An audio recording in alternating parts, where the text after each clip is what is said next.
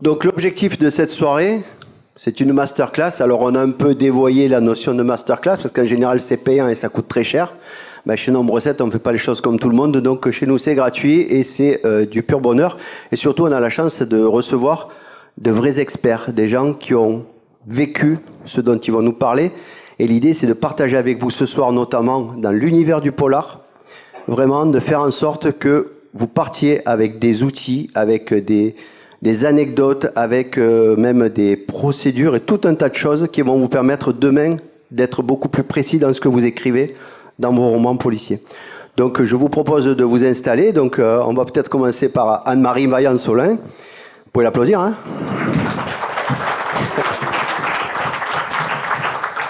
Anne-Marie qui va se présenter dans quelques minutes. Laurent Boismenu, si vous voulez venir. Voilà.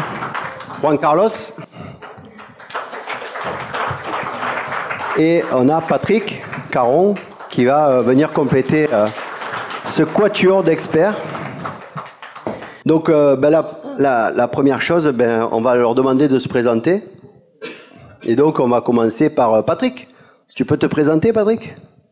Bien volontiers. Donc Patrick Caron, je suis policier. J'ai exercé pendant 35 ans. Je suis un peu spécialisé, enfin même très spécialisé dans le renseignement. J'ai travaillé à Paris et j'ai travaillé à Nîmes. Dans le renseignement, je crois avoir un peu tout fait, du milieu fermé, travailler sous un faux nom avec des fausses adresses, enfin voilà, dans des conditions des fois un peu compliquées.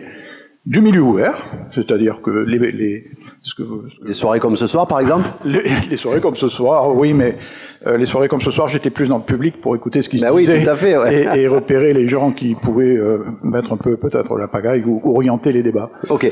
Alors, Patrick, on va faire la présentation et on rentrera un peu dans le détail. Merci beaucoup. On peut l'applaudir. Hein. Vous savez, moi, je vais vous demander d'applaudir tout le temps, hein, donc il va falloir prendre le réflexe. Hein. N'est-ce pas, jeune homme au premier rang là? Tu es venu avec tes parents? Bon, ça marche. Alors, sois sage, hein, sinon je les appelle. Allez, alors, Juanito, à toi? Martinez Juan Carlos. Alors, excusez-moi, son surnom, c'est Juanito. Alias Juanito. Si ça m'échappe, ne m'en veuillez pas. Parfait. Je suis un ancien policier. Moi, j'ai plutôt travaillé dans la BAC pendant pas mal d'années, et ensuite en brigade de stupéfiants. Après avoir fait Paris et Marseille dans d'autres corps. Mais je me suis surtout spécialisé en brigade de stupéfiants. Voilà.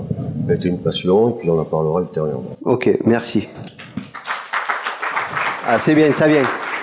Merci pour la claque là-bas, super. Laurent, à vous? Allez. Bonjour, donc Laurent Boismenu, médecin légiste à Montpellier, j'en suis désolé, c'est comme ça. Donc depuis 30 ans, ancien urgentiste et puis responsable de l'unité de thanatologie. Alors thanatologie, c'est la morgue. Donc l'unité de thanatologie du CHU de Montpellier. Merci Laurent. Et Anne-Marie donc? Alors moi je suis Anne-Marie Vaillant, donc je suis Vaillant-Solin. Je suis psychologue clinicienne, j'exerce en libéral. J'ai exercé dans un premier temps dans le Var, à Toulon. Donc quand j'ai été experte dans le Var, c'était près de la cour d'appel d'Aix-en-Provence. Et puis je suis venue m'installer à Montpellier il y a plus d'une dizaine d'années. Et je continue mon exercice de psychologue et je suis expert près de la cour d'appel de Montpellier. Voilà. Merci, voilà. Et après on va rentrer un peu dans le détail. Ok.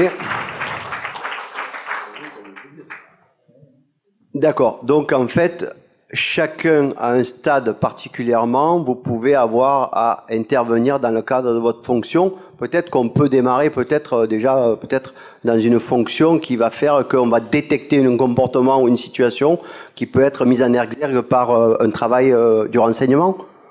Tu peux nous expliquer un petit peu comment ça peut se passer? Est-ce que, alors par exemple, allez, je vais reposer ma question parce que j'ai pas été très précis. Je démarre, hein, il faut que je me chauffe un peu. Hein. Moi, vous m'applaudissez pas, hein, ne m'applaudissez pas, c'est pas la peine. Hein. Ah, ben voilà, merci. Donc, est-ce que dans le renseignement, on peut démarrer une enquête sur présomption ou est-ce que ça doit être forcément sur une injonction, un ordre ou voilà, est-ce que ça peut démarrer comme un flag par exemple ou un truc comme ça? Ça démarre sur n'importe quel motif à n'importe quel moment, sans aucun ordre, sans aucune injonction, sans rien du tout. Il suffit que je sois là, ce soir, et que je repère quelqu'un qui, par des attitudes un peu particulières ou dans ses propos un peu véhéments ou autres, alors bien sûr pas dans tous les domaines, s'il nous parle du sport, ça va pas vraiment m'intéresser, mais dans des sujets qui sont peut-être sensibles ou autres, on peut dès ce soir commencer à travailler sur cette personne. Dès ce soir. Un livre qui paraît ou un article de journal qui cite quelqu'un, on peut commencer à démarrer. Nous, les services de renseignement n'ont pas de cadre comme les ont mes collègues de sécurité publique ou de PJ. Nous, quelqu'un nous attire, on travaille dessus, peut-être pour rien, peut-être pour quelque chose, et dès qu'on peut judiciariser ou autre, eh bien on transmet des dossiers, on transmet des raisons de travailler à nos collègues qui eux vont avoir des possibilités un peu plus obligeantes, je dirais, pour le public. D'accord. Par exemple, Juan Carlos, est-ce que tu as déjà travaillé, est-ce que tu as déjà été sur des affaires où tu as eu, où le relais est passé des renseignements auprès de toi? Non, pas particulièrement. Négatif. Me concernant, non. Et concernant la brigade des stupes, pendant tout le temps que j'y étais, ça n'a jamais été le cas. D'accord. Ça aurait pu l'être. D'accord. Et par exemple, donc, est-ce que toi, tu peux nous expliquer un petit peu quel était ton travail, peut-être au stup à la BAC, où on peut faire un tour sur la BAC et puis revenir sur les stupes qui étaient plus ta passion finalement? Ah, ma passion, moi, ça a été la brigade des stupéfiants. Hein, ça, ok. Ça a été mon Graal. J'ai toujours voulu y pénétrer, y rentrer. J'ai attendu 13 ans avant d'y accéder. Donc ça a été vraiment ma passion professionnelle. Ensuite, pour ce qui est de la brigade anticriminalité, en fait, moi je fonctionne beaucoup à coup d'image. Donc je vais vous transmettre une image. Ce sont les urgentistes, ces collègues de la police. Ils interviennent que sur du flag, que ce soit en termes de délit ou en termes de crime. On appelle la police parce qu'il se passe telle chose à tel endroit. Si ça dépend d'un délit ou d'un crime, admettons un cambriolage, la BAC intervient. Nous, dans la profession, on appelle ça du saute-dessus. C'est-à-dire que ce ne sont pas des gens qui ont pour vocation de mener des enquêtes, mais ils seront toujours là en cas d'urgence. D'où le terme urgentiste que j'ai utilisé tout à l'heure. Voilà. Si on a besoin de quelqu'un en urgence, on va faire intervenir un véhicule de la BAC. Parce que le véhicule de la BAC, déjà, bon, les policiers sont en civil, donc ils passent inaperçus. Ils se transportent sur les lieux très rapidement parce qu'ils ont des véhicules qui sont adaptés pour ça. Donc ce sont vraiment des gens qui seront là dans l'urgence. Et qui après pourront assister éventuellement des services d'enquête comme nous, enfin moi j'y suis plus maintenant, mais comme c'était le cas à la brigade des stupéfiants, ou une autre brigade, la brigade criminelle, les mineurs, les mœurs, n'importe quel corps de service de police, pour être là en assistance. Mais ce sont des gens qui ont pour priorité d'intervenir en urgence. C'est l'urgence. Ça peut être aussi la PS de la tenue civile. La police secours, pardon. Parce que là, je vais parler beaucoup sous forme d'abréviation parfois. Voilà. Donc ça, la BAC, c'est ça. Bon, ce sont des gardiens de la paix qui émanent tous, qui sortent tous de la tenue. Hein. Moi, j'y suis passé, je viens de la tenue. Et que quand j'ai accédé à la BAC, eh ben, j'ai quitté l'uniforme pour intégrer la tenue civile. Mais avec en tête l'idée toujours d'arriver à atteindre mon but, à savoir une brigade des stupes. Et de travailler à plein temps dans une brigade de stupéfiants. Ok, merci. Ouais. Et donc, au stup, comment ça se passe? Alors, il y a certaines choses qu'on peut dire et il y en a d'autres qu'on ne peut pas dire. Donc, on va parler que des choses qu'on peut dire. Donc, je vais me limiter de ce qu'on peut dire. Ou pas. Laurent Boisvenu, languit de prendre la parole. Alors, la brigade des stupéfiants, c'est un service qui est très particulier. Les missions sont quand même très très fatigante, très crevante. Beaucoup de surveillance, beaucoup de planques, beaucoup de filatures, pardon. Beaucoup de travail dans l'ombre. Et c'est un d'écoute, oui, bien entendu, d'écoute téléphonique. Et c'est un travail qui est vraiment très spécial. C'est glauque. Le milieu auquel sont confrontés les fonctionnaires qui travaillent dans une brigade de stup, c'est vraiment un milieu qui est très noir, qui est très sombre. Donc c'est très difficile. Il faut avoir un mental il faut être quand même assez costaud. Physiquement, c'est pas nécessaire, parce que regardez, moi je suis une arbalète, et j'ai fait quand même pas mal de temps en brigade de stupéfiants, mais le mental doit être fort. Le mental doit être fort parce que ils sont confrontés en permanence à la déchéance humaine, à tout ce qui est triste, à tout ce qui est grave, à tout ce qui est sombre, à des vies qui basculent. C'est vraiment une spécialité très très particulière. Il faut vraiment avoir la foi et la passion pour pouvoir travailler dans ce genre de... D'autant plus maintenant, avec ce qui se passe avec les luttes de territoire, il y a peut-être une dimension supplémentaire maintenant, peut-être, qui était peut-être un peu moins en exergue quand tu étais au STUP. Alors, ça existait déjà à l'époque, mais pas avec les proportions actuelles. C'est-à-dire que c'était quelque chose qui a toujours existé. Moi, j'ai grandi à la ZUP à Nîmes, dans mon quartier. C'était ça. C'était déjà le cas. Il y avait déjà des produits, il y avait déjà des toxicomanes, il y avait déjà des usagers avant de devenir toxicomanes. Il y avait des gens qui commençaient à fumer du shit, de la résine de cannabis. Il y avait des gens qui consommaient de l'herbe. On n'en était pas encore à l'époque au stade de substances comme la cocaïne. Il y avait déjà des héroïnomanes. La drogue était présente. Mais il n'y avait pas cette économie souterraine et ces bandes organisées qui font que ça devient ingérable, parce que en fait ils ont pris possession des lieux et il n'y a pas grand monde qui est là pour pouvoir faire barrière. C'est pas les petites opérations coup de poing qui sont faites de temps en temps qui vont changer les choses. C'est pas vrai. C'est un travail de longue haleine. Les stupéfiants, c'est un travail où il y a une préparation sur le terrain qui est énorme. On va pas intervenir, une brigade de STUP ne va pas intervenir pour faire cesser la vente d'un petit dealer de rue. Elle peut le faire. Elle le fera si c'est nécessaire. Mais dans les cités, c'est vraiment un gros travail de fond. Et il faut pouvoir y rentrer. Toujours pareil, il faut pouvoir avoir des yeux à l'intérieur, il faut pouvoir avoir des oreilles. C'est là que peut-être les renseignements généraux auraient pu nous apporter une aide à l'époque, mais c'était pas le cas. Oui, mais c'est ça. Mais c'est très compliqué. C'est vraiment un domaine qui est très complexe. C'est difficile même d'en parler facilement. Voilà. D'accord. Bon, merci beaucoup. Laurent, est-ce qu'il vous est arrivé, vous, au cours comment on peut dire, d'une autopsie en fait, de devoir faire appel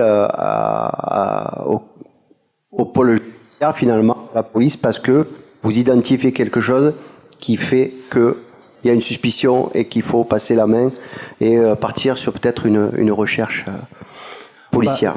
Tout simplement, on ne fait jamais rien sans la police ou la gendarmerie. On ne fait jamais rien sans la justice. La médecine légale, c'est la branche, si j'ose dire, médicale de la justice. C'est la branche médicale de l'enquête. Les médecins légistes n'interviennent jamais en dehors d'une procédure, quelle qu'elle soit, gendarmesque, parquet, juge d'instruction. On est dans le champ de la justice, toujours. Donc ça veut dire que on est d'accord, pour qu'il y ait une autopsie qui soit pratiquée sur un corps, c'est obligatoirement passer par une voie judiciaire. Pour une famille qui a envie de savoir ce qui s'est passé, elle est obligée de passer par la voie judiciaire. Alors, il y a des fois où on braconne. Si vous voulez, il y a deux catégories d'autopsie. Il y a la catégorie qu'on appelle l'autopsie judiciaire, qui effectivement est dans le cadre d'une procédure, qui est le cœur de métier des médecins légistes. C'est notre activité. Et puis, effectivement, il y a d'autres autopsies, qui sont les autopsies dites scientifiques ou médicales, qui vont intervenir soit à la demande de médecins, soit à la demande de familles, qui ne sont pas là dans le champ judiciaire. Aucun enquêteur n'intervient, aucun magistrat n'intervient. Là, on est dans de la recherche médicale. Mais ce sont des procédures qui sont très particulières, que nous exécutons, que tous les centres et tous les instituts médico-légaux en France n'exécutent pas, parce que c'est pas une obligation, et que nous, sur Montpellier, nous exécutons pour une simple raison, c'est que ceux qui pratiquaient ce genre d'exercice, qui sont les anatomopathologistes, ceux qui analysent les tissus, ceux qui regardent sur le plan cellulaire les tissus des personnes décédées ou des prélèvements de gens vivants, hein, quand on vous opère et qu'on vous enlève l'appendice, eh bien, l'anatomopathologiste va regarder votre appendice. Bon, vous n'êtes pas encore mort, du moins pas pour l'instant. Eh bien, les anatomopathologistes, dans beaucoup de secteurs, ont abandonné cette activité-là. Donc, comme personne ne le faisait, les médecins légistes l'ont récupéré. Mais ça reste, allez, 2% de l'activité d'un institut médico-légal. 2%. 98%, c'est du judiciaire. D'accord, merci. Anne-Marie, donc vous intervenez à quel moment lorsque finalement on fait appel à vous en qualité d'expert près du tribunal? Alors en qualité d'expert, on intervient à plusieurs niveaux. Je vais un peu le situer dans la procédure. Le premier niveau auquel on peut intervenir, c'est par réquisition du procureur de la République. C'est-à-dire que lorsqu'une personne a été interpellée et est en garde à vue, et suspectée d'avoir commis un acte criminel, eh bien, on peut effectivement être réquisitionné pendant le temps de la garde à vue pour faire une expertise psychologique. La plupart du temps, c'est plutôt une expertise psychiatrique, mais j'y reviendrai peut-être dans un deuxième temps. Mais on peut également nous demander une expertise psychologique de la personne qui est à ce moment-là en garde à vue. Donc on intervient dans les geôles du commissariat. Ensuite, lorsqu'effectivement il y a poursuite de l'information judiciaire après la garde à vue, eh bien le juge d'instruction peut nommer dans les affaires criminelles un expert psychologue pour examiner effectivement la personne qui à ce moment-là est mise en examen. Donc durant le temps de l'instruction, alors suivant le juge, ça peut être en tout début d'instruction, mais ça peut être également plus tard. Je pourrais peut-être revenir là-dessus. On peut être nommé par le juge d'instruction. Mais il y a d'autres moments où on peut être nommé également, c'est-à-dire que au moment du procès, toute procédure criminelle donc donne lieu à un procès d'assises ou en cour criminelle maintenant depuis janvier 2023.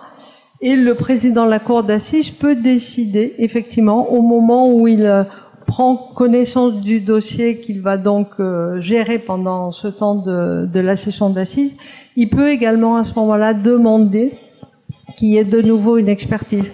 Parce qu'il peut se passer beaucoup de temps entre la première expertise faite au début de l'instruction et le moment du jugement. Il peut y avoir des changements importants et le président de cour d'assises peut demander à ce qu'il y ait de nouveau un examen psychologique. Donc on le fait, je dirais, pratiquement au moment de la session d'assises.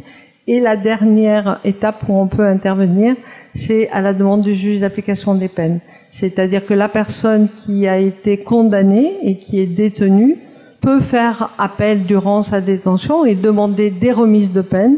Et le juge d'application des peines peut demander également une expertise pour répondre favorablement ou non à la demande de sortie. Voilà. Merci beaucoup Anne-Marie. On peut déjà peut-être voir si quelqu'un souhaiterait poser une question. Alors je vais une ou deux questions, puis après on reprendra, puis quelques questions. Jean-Pierre, je vais t'amener un micro. Tu te présentes, hein? Ça va, ça vous plaît? On continue? Ah bon, ça va, je vous passe Jean-Pierre alors. Merci. Ma question s'adresse à Monsieur Caron, si vous voulez bien. Je suis donc auteur nombre 7 et j'essaie d'écrire des polars, des thrillers. Pour ce faire, je me rends sur des sites internet qui vont forcément chercher des renseignements, par exemple les armes, par exemple, en allant beaucoup plus loin, un de mes héros, de mes personnages accourt avec la pédophilie.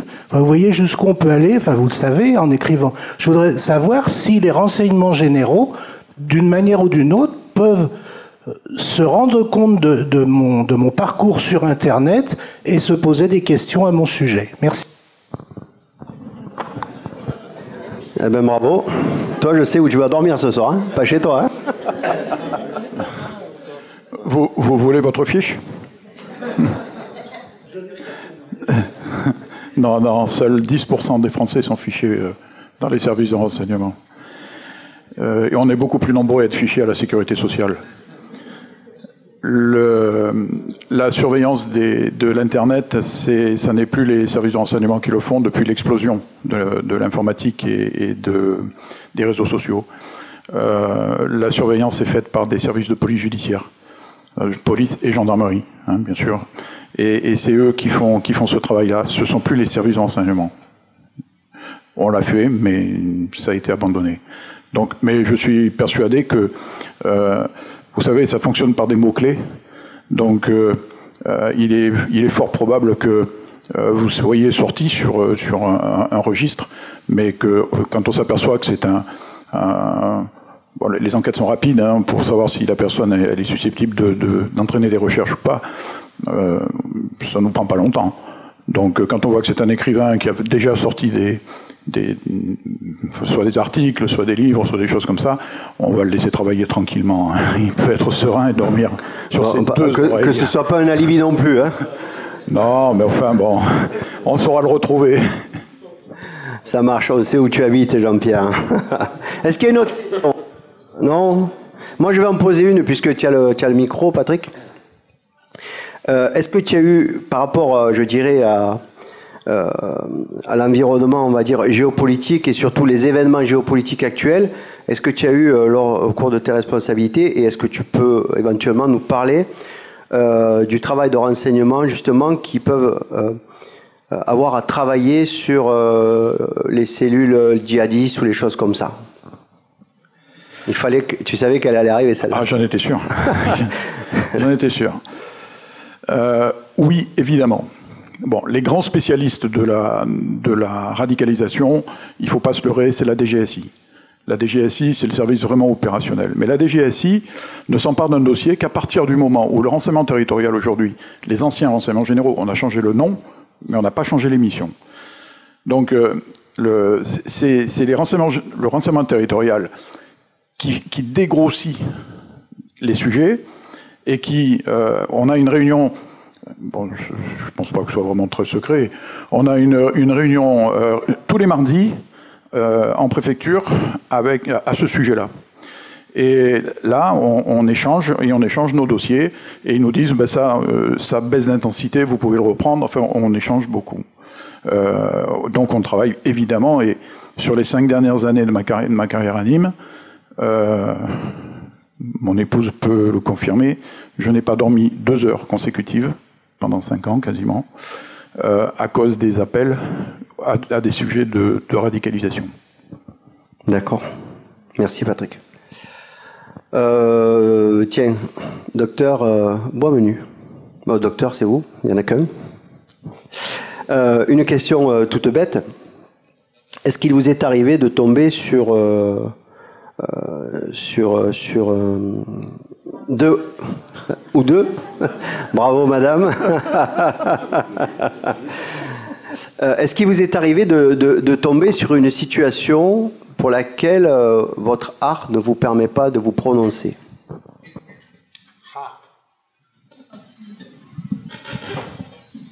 Alors, les autres oui, mais pas toi. Oui, non, mais ça moi je le sais. Non, de façon générale, c'est peut-être plus simple sans micro. Hein. De façon générale, je me bats quand les magistrats et même les enquêteurs disent « la science va parler ». La médecine légale, c'est pas une science. La médecine, déjà, n'est pas une science. On soit tous d'accord, la science, c'est à une situation donnée, quand je fais une expérience donnée, j'ai un résultat identique à chaque fois. En médecine, je vous donne un coup de couteau, je vais donner le même coup de couteau à un individu qui a les mêmes caractéristiques que vous, lui va mourir, lui va survivre, pourquoi? Je n'en sais rien. La médecine légale, comme la médecine en général, et surtout dans le cadre de la médecine légale, parce que l'intérêt qu'ont les enquêteurs et les magistrats à la médecine légale, c'est de découvrir une forme de vérité. Une forme de vérité. La médecine légale, elle n'a pas de boule de cristal. Pas plus que l'enquêteur, pas plus que dans les renseignements, pas plus que la psychologue. Nous n'avons pas de boule de cristal. Mais c'est ce qu'on attend de nous, quelque part. Donc on se retrouve effectivement des fois confronté à une situation où l'art que l'on pratique a une limite. Et où on ne peut pas répondre de façon formelle à quelque chose. Maintenant, est-ce qu'il y a des crimes qui nous échappent? Moi je dirais tout simplement, il y a des crimes qui nous échappent. Parce qu'on n'a pas retrouvé le corps. Mais ça ne veut pas dire pour autant que le crime ne sera pas poursuivi et condamné. Ça, c'est une caractéristique française. En France, même sans corps, vous pouvez avoir une condamnation. L'affaire Jubilard. L'affaire Jubilard, mais on en a des quantités comme ça. Rappelez-vous la femme anglaise qui avait disparu, qu'on n'a jamais retrouvée, son jardinier a été condamné. Enfin, les archives de la justice sont remplies de gens condamnés sans qu'on ait la preuve matérielle. Landru. Ah oui. Je vous rappelle Landru dans l'affaire Landru, ce qui d'ailleurs il a fait mettre sur la courge, hein, le pauvre. C'est son avocat qui, pour le défendre, a dit « Mais qui nous prouve que Madame Intel ne va pas rentrer par cette porte ?» Tout le monde s'est tourné sauf Landru. Dommage pour lui. Donc, les cas comme ça existe. Donc pour un médecin légiste, si vous n'avez pas de corps, vous n'avez pas de constatation. Okay. Les anglo-saxons, c'est pas pareil. Pas de corps, pas de délit. Pas de bras, pas de chocolat. Tout à fait. Ok, bon. Anne-Marie, vous concernant, dans le cadre de votre activité, est-ce qu'il vous est arrivé, par rapport à vos analyses, qu'il y ait une dissonance entre votre analyse, vos conclusions, si on peut dire, ou en tout cas ce que vous avez factuellement relevé par rapport à un travail que vous avez effectué avec un mise en cause, et peut-être l'issue, je dirais, de l'enquête, ou éventuellement ce qui a pu se arriver par la suite dans le cadre de la procédure judiciaire. Vous voyez ce que je veux dire ou pas? Je crois que j'ai compris, oui. Voilà, excusez-moi, je reformule la question. Non, mais je suis pas encore chaud. Ouais. Non. Alors, nous, on intervient effectivement. Alors, je vais prendre quand même la situation la plus courante, c'est-à-dire au niveau de l'instruction, parce qu'en réquisition, effectivement, c'est une expertise très très brève. Au niveau de l'instruction, donc, on intervient pour apporter un éclairage. Alors, effectivement, l'éclairage, ça veut dire que on va contribuer, d'ailleurs ce qui nous est demandé, c'est de relater les éléments de personnalité de la personne qui est mise en examen, d'expliquer sa trajectoire personnelle, son parcours, et éventuellement, si la personne reconnaît les faits, de le mettre en relation, le contexte, l'historique, avec le passage à l'acte à caractère criminel, de déterminer effectivement quels sont les facteurs qui ont pu y contribuer, hein, donc essayer d'apporter une hypothèse dans le passage à l'acte, et puis d'évoquer les éléments effectivement de réinsertion possible, et si cela nécessite un suivi socio-judiciaire ou pas. Donc en fait, nous, ce qu'on nous demande, c'est un éclairage. Hein. Donc on apporte l'éclairage, mais en aucune façon on intervient du côté de la vérité et du côté des faits. C'est pas notre souci d'ailleurs. D'accord, c'est un peu un état des lieux. Nous, on est là pour comprendre une personnalité, l'inscrire dans sa trajectoire et au regard des faits, qu'il soit reconnu ou pas d'ailleurs. Hein, mais on n'est pas là pour parler des faits eux-mêmes et d'essayer d'établir une vérité. C'est pas du tout notre rôle. On n'est pas du côté du juge. On est vraiment du côté de la vérité de la personne, mais pas de la vérité des faits. D'accord, merci beaucoup. Alors, juste pour des raisons techniques, il faudrait quand même prendre le micro, puisqu'en fait, on a une captation, et cette conférence va être rediffusée sur Radio FM+, Montpellier et au-delà. Hein, et presque jusqu'à ici. Voilà. Et puis, de toute manière, on aura le podcast qui sera en ligne pour tout le monde. Hein. Voilà. Donc, si vous voulez prendre le micro, ce serait parfait. Et le passer à Juan Carlos. Merci. Et le mettre pas trop loin de la bouche. Voilà, c'est parfait. Donc, Juan Carlos, est-ce que tu pourrais nous parler peut-être d'une journée ou d'une semaine ou d'une enquête type stup? Peut-être. Eh bien, vas-y, on t'écoute. Merci. Ben, tout dépend si c'est du flagrant délit, tout dépend si c'est du préliminaire. Enfin, nous... c'est toi qui choisis. Alors, l'idéal pour un enquêteur en termes de stupéfiants, en matière de stup, c'est de partir du renseignement. Partir du renseignement qui a été communiqué par ce que nous on appelle dans notre métier un tonton, une balance, ou quelqu'un qui donne un indicateur par exemple, quelqu'un qui communique des informations. Et de remonter. Ça c'est C'est ce qu'aime l'enquêteur en brigade de stup.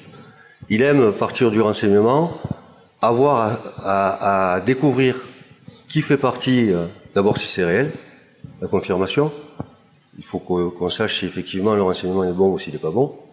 Donc ça nécessite pas mal de recherche, ça nécessite des transports, ça nécessite des endroits où sont supposés se dérouler les faits, de se rendre sur place. Il faut identifier les individus.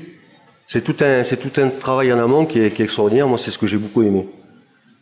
Jusqu'au moment où il y a des interpellations des individus.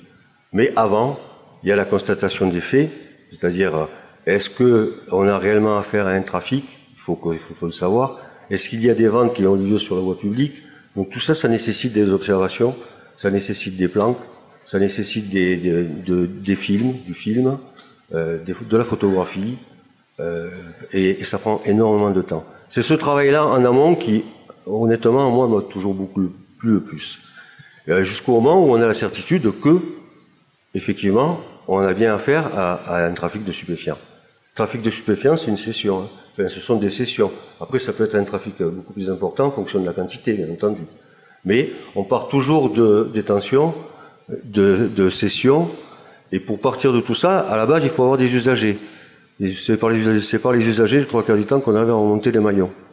Voilà, parce que il faut qu'on constate que, effectivement, à tel endroit, il se passe telle chose. Donc, des ventes de produits sur la voie publique, ça peut être dans un appartement, ça peut être dans d'autres endroits, ou un trafic à plus haute échelle, mais là, c'est encore différent. Mais ce qui est très intéressant dans cette spécialité-là, c'est tout ce travail en amont qui est réalisé et qui prend beaucoup de temps, beaucoup de patience, de discrétion, parce qu'il faut pas être vu, c'est le but. L'objectif, c'est celui-ci. Et puis, il faut aussi vérifier, bien entendu, toutes les informations qui nous sont données pour savoir si effectivement on a bien affaire à un trafic ou pas. Ensuite, il y a du film, il y a de la photo, il y a de la surveillance, il y a de la filature. Au fur et à mesure, on doit identifier tous les mises en cause, tous les auteurs, tous les co-auteurs, et remonter jusqu'à un certain niveau où on se dit, là, ce coup-ci, c'est bon, on peut y aller. Moi, j'ai un fichier de 28 000 auteurs et de co-auteurs, si tu veux. Oui. Je le passerai à Patrick. Et c'est là qu'on met en place un dispositif et qu'on procède aux interpellations. Mais toujours, il faut qu'il y ait du produit, en flagrant délit. Mais c'est vraiment un très très très gros travail en amont. C'est un très gros travail de préparation où il y a une présence sur le terrain qui est constante, permanente, de jour comme de nuit, où on peut passer des heures et des heures et des heures à être planqué dans un endroit, à surveiller des gens qui parfois ne font rien, hein, et à savoir effectivement si ce qui nous a été désigné comme étant un délit, ça l'est réellement. C'est vraiment, c'est ça, c'est beaucoup de patience, beaucoup d'attente. Avant de conclure, il se passe, en fonction de la grosseur, de l'ampleur des trafics de stupéfiants, il peut s'écouler plusieurs semaines, voire plusieurs mois, ou aussi bien, quand c'est un trafic de voie publique, ça peut se passer en 3 ou 4 jours. Mais c'est ça, c'est toute cette préparation en amont qui est vraiment importante. Voilà. Avant d'aboutir. D'accord, merci. Et donc, en général, je dirais, pour aller au bout et à la quintessence de cette enquête, est-ce que, en général, c'est le flagrant délit qui va, je dirais, un peu couronner le truc, ou pas spécifiquement? Est-ce que, je dirais, pardon de le dire un peu vulgairement, mais est-ce qu'il y a un bonus psychique quand on fait un flagrant délit après une grosse enquête comme ça, ou est-ce qu'après, c'est un travail justement d'interpellation programmée et tout ça? Ça dépend des cas de figure.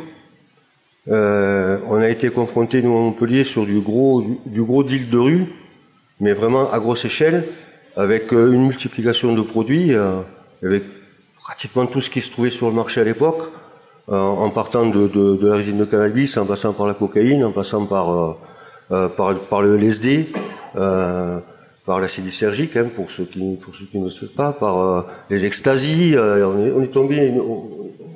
C'était une affaire qu'on a intitulée, nous, l'affaire Saint-Roch, où pendant une bonne quinzaine de jours, on a on était en observation sur cette place et on a eu énormément de mal. Il y avait tellement de monde, il y avait tellement de gens de mise en cause dans cette affaire-là, qu'au fur et à mesure, il fallait qu'on les identifie.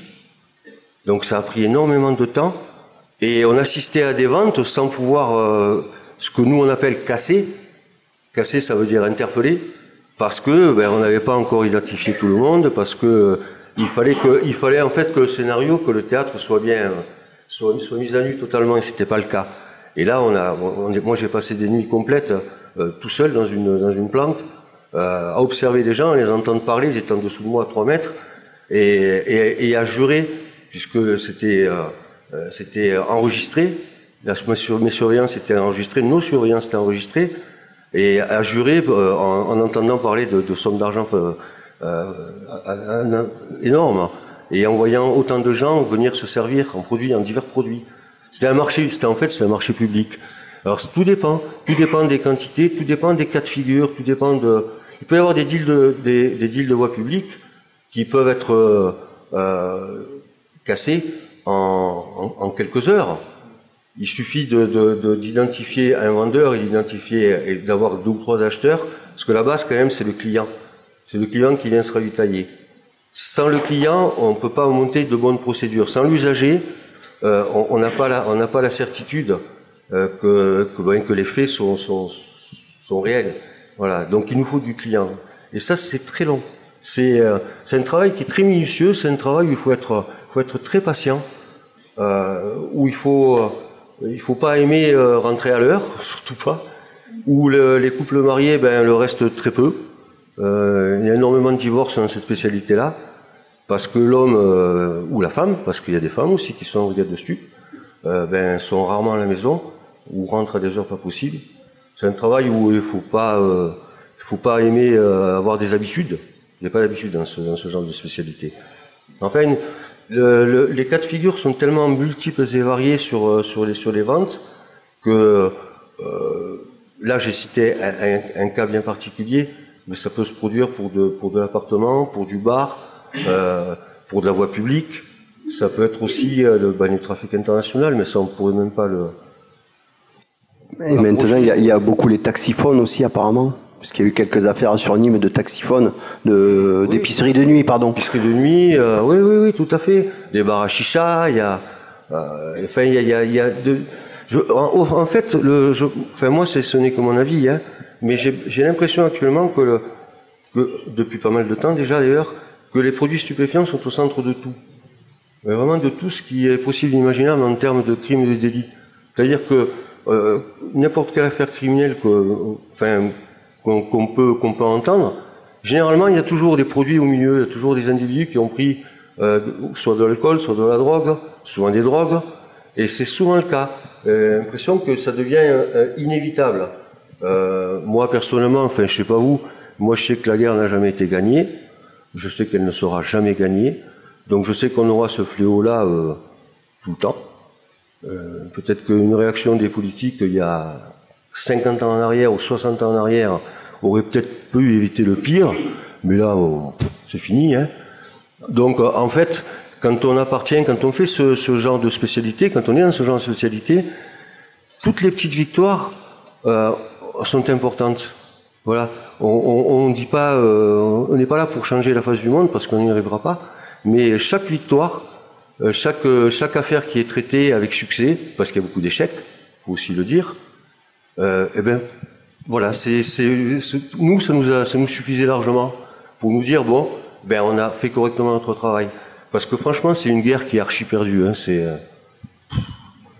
on pourra en parler pendant des heures et des heures. Bon, merci. On en parle juste après. Une question à Laurent Boismenu. Est-ce que vous pouvez nous décrire un petit peu dans quelle mesure, en fait, va se déclencher votre travail judiciaire, à la demande de qui, dans quelles conditions, est-ce que c'est vous qui le faites, est-ce que c'est les médecins, voilà. Alors, notre intervention dans le cadre judiciaire va commencer dès le début de l'enquête, très souvent. Alors, à plusieurs niveaux. Tout d'abord, on va prendre le cas typique d'une découverte de cadavre. Dès qu'il y a découverte de cadavre, à partir du moment où il y aura ce qu'on a posé un obstacle médico-légal à l'établissement du permis d'inhumer, va intervenir les services de police, vont intervenir derrière des équipes techniques, si on est dans une situation suspecte, ou éventuellement des équipes techniques dès qu'on est dans une situation criminelle. Mais va intervenir aussi en parallèle un médecin légiste pour faire les premières constatations sur les lieux. C'est la première étape. Sur ces constatations-là, généralement, on va se retrouver dans une situation où on va orienter les enquêteurs pour leur dire on est soit face à une situation naturelle, mort accidentelle, absolument pas criminelle, soit on est dans une situation suspecte, soit on est franchement dans une situation criminelle. Je vous avoue qu'il est rarement arrivé que nous soyons face à une mort supposée naturelle qui se transforme très rapidement en mort criminelle. C'est rare. Quand il y a un crime, généralement on est au courant. Pourquoi? Parce que habituellement les criminels sont des grands couillons. Non mais, je prends un exemple. Dans les commissariats à Montpellier, régulièrement j'adorais cette affichette-là. Il y avait une affichette où il était écrit « Ne dites pas de mal des cons, parce que s'il n'y en avait pas autant, le travail serait beaucoup plus dur. » Eh bien c'est exactement ça. C'est exactement ça. On voit dans les romans, on voit dans les films, on voit dans les séries des criminels extrêmement pertinents qui vont travailler pendant des mois et des mois pour faire un crime qui fera que personne ne se rendra compte que c'est un crime, qui vont mettre en place des mécanismes intellectuels, des mécanismes techniques, vont aller chercher des trucs pas possibles pour tuer une victime alors qu'il suffisait de prendre un couteau et de l'enfoncer dans la poitrine. Enfin, bref, on voit tout un tas de choses comme ça qui, dans la pratique, n'existent pas. C'est rarissime. Le crime prémédité des mois et des mois à l'avance, avec une technicité extrêmement pointue, ça n'arrive que très rarement. Et généralement, ils se font couillonner. Donc, les couillons sont légion, heureusement. Heureusement. Ce qui fait qu'il est rarissime qu'on soit face à une mort où le médecin légiste arrive sur les lieux en se disant « Oh, avec les enquêteurs, non, ça a l'air d'une mort naturelle, ou un suicide, ou accidentel. » Et que, par hasard, en soulevant une pierre, on se dit « Ah, ben non, finalement, c'est un crime. » Donc déjà, c'est rare. Ça, c'est la première étape. C'est-à-dire qu'on va arriver pour faire des constatations médico-légales qui vont permettre aux enquêteurs d'avoir une idée sur les causes de la mort, déjà, sur les lieux, et les circonstances qui ont amené à cette mort. La deuxième étape, c'est quand on veut pousser le processus, c'est qu'on va aller à l'autopsie. Et là aussi, c'est rarissime qu'on soit dans une situation où les constatations de l'autopsie nous fassent découvrir un crime. Ça peut arriver. On est face à un suicide, eh bien, on va mettre en évidence des fois au cours de l'autopsie des petites anomalies qui vont faire dire « Ah, là, dans ce cas-là, même si tout mime le suicide, il y a des anomalies qui nous font dire que ce n'est pas possible que ça soit un suicide. » Mais nous, on ne dira pas que c'est un crime. Les avocats nous reprocheraient de faire du droit. Dire que c'est un homicide, c'est du droit. C'est les juges qui disent que c'est un homicide. Nous, on va dire aux magistrats, le suicide n'est pas possible, pour telle raison, telle autre raison. Et après, à vous de bosser. Nous, on a fini. Puis la troisième étape, ça va être d'intervenir dans le cadre de la procédure pour répondre à des questions que les magistrats peuvent se poser. L'auteur de l'agression, le suspect, le mis en examen, nous dit qui a fait ceci. Et que donc, c'est pas possible qu'il ait tué sa femme, ou qu'il ait tué son ami, ou que, finalement, il ne l'a pas tué puisqu'il a fait un malaise. Est-ce que c'est possible, docteur? Au regard des éléments qu'on a, on va répondre aux questions du magistrat pour lui permettre de confronter les déclarations d'un mis en examen, d'un témoin ou d'une autre personne, dans le cadre de la procédure, pour pouvoir tenter de faire émerger une certaine forme de vérité sur le plan médical. Comme les autres experts, les psychologues vont apporter une touche sur la personnalité de l'individu. Comme les psychiatres vont vous dire, cette personne n'a pas ou a des troubles psychiatriques. Comme les experts techniques vont vous dire, ce projectile a bien été tiré par telle arme. Donc on va participer à ce cheminement pour essayer de faire émerger une forme de vérité. Et la dernière étape, c'est au tribunal, devant la cour. On va venir exposer nos conclusions. Et il faut bien considérer quand même une chose. La cour d'assises, tu es passé devant, je pense? Non? Oh là! C'est pas possible. C'est un scandale. Ouais, bien sûr. C'est un grand théâtre. Chacun joue son rôle. Il faut bien comprendre ça. La cour d'assises, c'est une grande salle de théâtre. Il y a les magistrats, il y a les avocats. Alors, il faut savoir que les avocats, ils peuvent s'engueuler entre eux. Ils vont se pourrir de façon absolue. Et puis quand ils ont fini, alors Robert, ta femme elle va bien, tu viens manger demain à la maison? C'est ça, c'est ça. C'est exactement ça. Mais chacun joue son rôle. Alors quand je dis joue son rôle, c'est pas péjoratif. Chacun presque, je dirais plus exactement, tient son rôle. Et à la barre, on va donc déposer, on va apporter les éléments. Et très souvent, dans le rôle de l'expert, quand il va intervenir, quelle que soit sa spécialité, on se rend compte que les jurés, les magistrats, les avocats, ils ont besoin de punchline. Ils ont besoin de trucs qui marquent. Vous faites basculer des fois un procès sur ça. Et il y a des fois où vous dites, tiens, là, rien que ça, cette phrase-là, ces mots-là, le gars, il vient de prendre 50 plus. Et vous le savez, vous le voyez. On s'amuse même des fois entre experts, ou avec des enquêteurs, on est dans la salle, on regarde, 10 ans ou 12 ans? 12 ans. Et c'est 12 ans à la fin. C'est la réalité de la chose. Donc on intervient à ces 3 niveaux. J'espère que j'ai répondu à la question. Ah ben oui, tout à fait. Alors, moi, on a une question là-bas. Je vais faire le tour. Ah, vous êtes sage, hein? Vous faites pas de bruit. C'est passionnant, hein? Merci. Bonsoir. Bon, je me présente, je m'appelle Marc Frémont, donc je viens de rejoindre les éditions, vos éditions depuis très peu de temps, voilà, Nombre 7 depuis très peu de temps. Je voulais poser une question, je ne sais pas qui aura envie de répondre. Moi, ce qui m'interpelle, c'est que, surtout quand on voit via la télé et les médias tous les progrès que vous faites grâce à l'ADN. Et la question que je voulais poser à l'un ou à l'autre d'entre vous, c'est est-ce que avant qu'on utilise l'ADN, disons beaucoup, est-ce que vous avez eu la sensation, un jour, ou à d'autres affaires, de rater un suspect, enfin de dire, voilà, si j'avais eu cette preuve, j'aurais pu peut-être le coincer. Voilà. Merci, Monsieur Frémont. Donc, je reformule. Donc, est-ce que avant, hein? Ouais, j'ai compris la question. D'accord, mais je pense que je suis pas. Non, c'est pas pour toi, c'est pour que. Ouais, pas visiter. Est-ce que avant les progrès technologiques, qui aujourd'hui vous assurent une meilleure taux de comment dire pas de réussite, mais de résolution. De résolution. Est-ce qu'il vous est arrivé a posteriori de dire, ben tiens, si on avait eu ces éléments-là, ces outils-là, on aurait pu confondre quelqu'un pour lequel on avait l'intime conviction qu'il pouvait être impliqué de façon coupable. Alors, effectivement, la révolution technique et technologique a amélioré la résolution des affaires. Ça, c'est une évidence. C'est une évidence. On a un cas, d'ailleurs, à Montpellier, je suis désolé, hein, d'un des premiers crimes cold case résolus par ADN, rétrospectivement. Une histoire d'un homicide avec viol. Dans les années 92, hein, l'affaire 92-93, qui a été résolue 10 ans plus tard. 10 ans plus tard. Mais parce que l'ADN, entre-temps, est arrivé. Donc, effectivement, ça a amélioré les choses. Mais comme toute technique, il y a des failles. C'est-à-dire qu'on ne fait pas dire à la technique la vérité. Un résultat technologique, par exemple l'ADN, nous donne une explication, mais il ne résout pas l'affaire. Il va nous dire, c'est l'ADN d'une personne.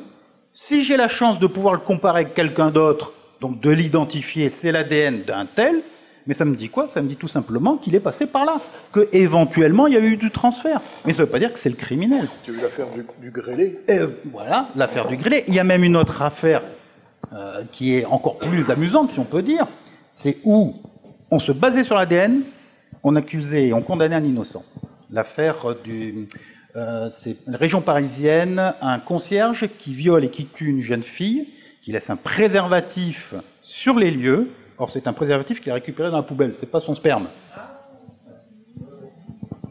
Donc, lui, c'était pas la moitié d'un con. Hein. Et comme les enquêteurs font toujours le voisinage, eh bien, le type s'est retrouvé en garde à vue.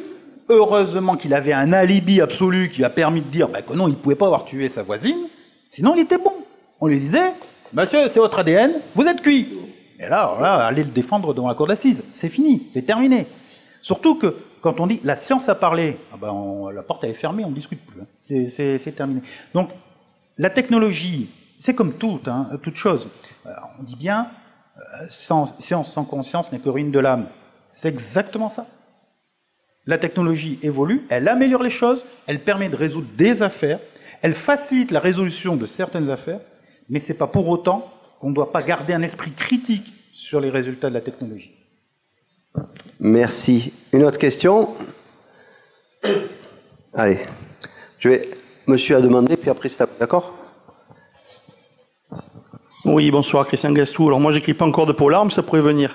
Une question peut-être pour Madame psychologue. Au regard de ce qui vient d'être dit justement, notamment par le médecin légiste, est-ce qu'il vous est arrivé, vous, justement, d'avoir une affaire où les preuves, il pourrait y en avoir d'autres, où les preuves seraient plus ou moins accablantes ou apporteraient des éléments en faveur d'une thèse, et où vous, en tant que psychologue, en rencontrant les personnes et en étudiant justement leur profil, en discutant avec elles, vous pourriez vous dire pas possible, ou apporter un doute sérieux sur justement les preuves un peu plus scientifiques. Alors, moi en tant que psychologue, effectivement, ce que je donne, c'est un avis technique. C'est-à-dire que ce qu'on me demande, c'est les éléments de personnalité, bon, ce que je vous ai expliqué tout à l'heure. Si il peut y avoir, je fais le parallèle avec ce qu'il vient de dire au niveau ADN. En fait, on peut très bien avoir une personnalité qui présente toutes les caractéristiques finalement d'une personne qui peut avoir un passage à l'acte violent et qui pour autant n'a pas du tout commis les actes qui lui sont reprochés. Et de la même façon, il peut y avoir une personne qui a qui présente des caractéristiques de personnalité qui ne le poussent pas forcément à l'impulsivité ou à des comportements violents de façon, habituelle, et qui a pu commettre effectivement les actes. Donc nous, on intervient effectivement en termes, moi je dis d'avis technique, et effectivement l'éclairage qu'on donne, par moment, il va peut-être renforcer une hypothèse ou pas. En tout cas, notre rôle, il n'est pas du tout du côté de la vérité des faits. Et ça, je pense que c'est important, et vous l'avez souligné. Et le fait qu'on apporte un éclairage, c'est un éclairage au regard de notre point de vue. Pour autant, qu'est-ce qu'il en est des faits? C'est quand même à l'enquête d'apporter la preuve de la matérialité des faits. Et nous, on est là pour éclairer quelque chose. Voilà. Donc, alors, je veux juste rebondir un tout petit peu sur ce que vous avez dit tout à l'heure sur les cons qui finalement facilitaient la tâche aux enquêteurs. Moi, je le dirais pas tout à fait comme ça, mais je vais un peu dans ce sens-là. C'est-à-dire qu'effectivement, tout ce qui est criminel, c'est ce pourquoi on est quand même le plus nommé, ce qui va donner lieu à un procès d'assises, ce sont des viols, des meurtres, des assassinats, des actes de torture, barbarie, des vols avec armes. Bon, voilà. La plupart du temps, ce sont quand même des viols, assassinats ou meurtres. Donc, en fait, pourquoi effectivement les personnes peut-être se font prendre aussi facilement, comme vous l'avez souligné, c'est parce que c'est très rarement prémédité. Effectivement, il peut y avoir des assassinats. La différence entre assassinat et meurtre, c'est la préméditation. Il y a très peu d'assassinats par rapport au meurtre.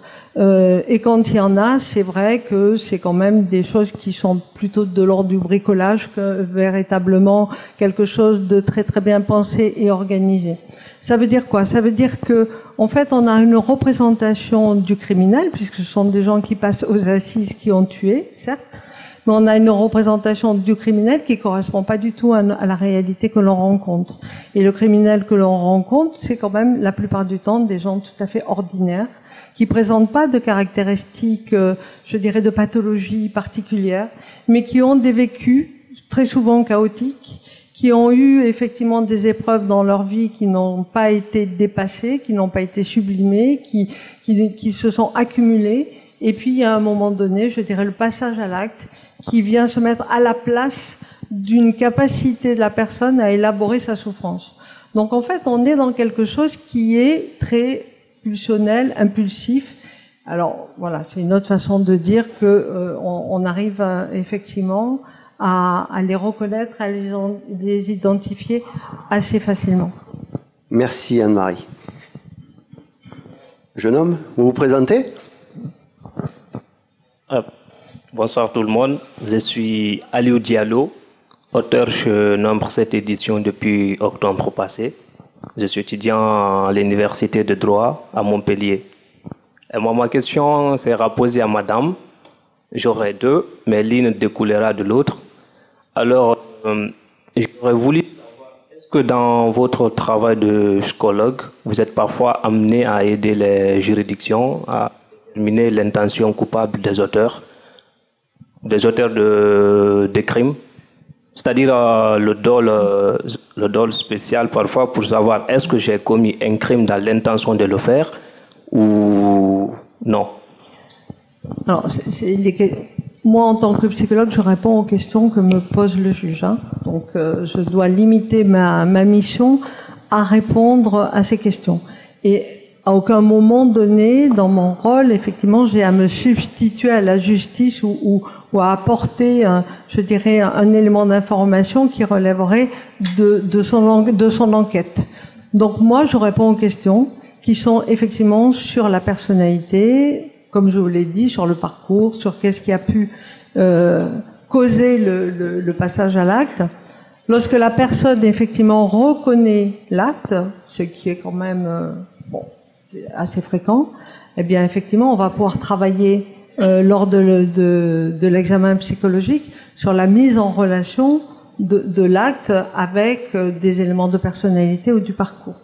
C'est-à-dire qu'on va pouvoir, effectivement, dans mes conclusions, il y a une question sur quels sont les facteurs qui ont contribué à, eh bien, s'il y a une reconnaissance du passage à l'acte, on va pouvoir donner des éléments qui expliquent le passage à l'acte criminel. Deuxième question. Non, ça va, les répondre au même moment. Merci beaucoup. Question. Non, attends, j'avais vu derrière, non? Là, monsieur.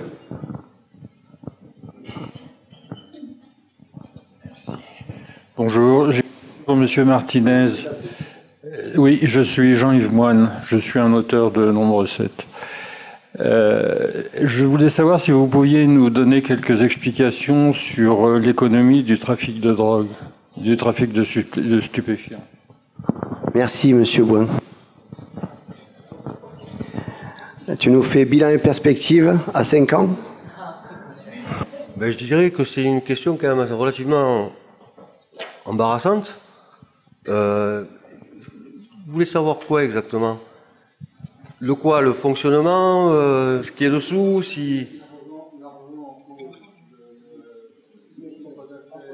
Où ça va? Ah ouais, mais ça dépend. Ce que je voulais savoir, c'était l'argent qui était en cause, le chiffre d'affaires, combien sont payés les trafiquants, combien coûte 1 kilo d'héroïne ou de cocaïne, combien ça coûte au départ, combien ça coûte à l'arrivée, qui gagne de l'argent et combien. Alors déjà, il faut parler d'ampleur de trafic ou pas. Hein. Comme je disais tout à l'heure, il y a différentes formes de transactions sur la voie publique, enfin de trafic de stupéfiants. Ça peut partir de la transaction sur une voie publique où il y a très peu d'argent en cause. Après, pour ce qui est des cités, des banlieues, c'est ce que vous voulez savoir. Là, on est dans la bande organisée, à la limite du crime organisé. Il y a peu d'écart entre les deux. C'est toute une économie souterraine. Cet argent-là, tout dépend comment fonctionne le dealer. J'ai jamais été dealer, mais par contre, j'en ai côtoyé pas mal. Tout dépend de quelle manière lui il fait venir la matière, les substances. Est-ce qu'il les paye? Est-ce qu'on lui avance? Ensuite, si vous prenez les tarifs actuels, je les connais plus. J'ai décroché il y a 10 ans, même si j'ai été très accro à ce milieu-là, à ce monde-là, je ne connais pas les tarifs actuels. Mais si vous prenez par exemple un gramme de cocaïne de mauvaise qualité, je pense qu'aujourd'hui, vous pouvez l'avoir à 45 € par exemple. Je réponds à votre question sur tous les abords. Hein. La barrette de shit, je sais pas à combien elle est maintenant, elle doit être à 20 €. Les 10 grammes, dans ces eaux-là, j'imagine. Mais j'ai quitté ce monde. Hein. Quant à l'héroïne, je ne connais pas les tarifs actuels. Tout dépend aussi du nombre de coupes, des produits. Il y a tellement de choses, c'est une multiple question que vous avez posée là. Cet argent-là, en fait, Est-ce qu'il y a une tête de réseau? Est-ce qu'il n'y en a pas? Est-ce qu'il y en a plusieurs? Ce sont les chefs, entre guillemets, qui en retirent le maximum de bénéfices.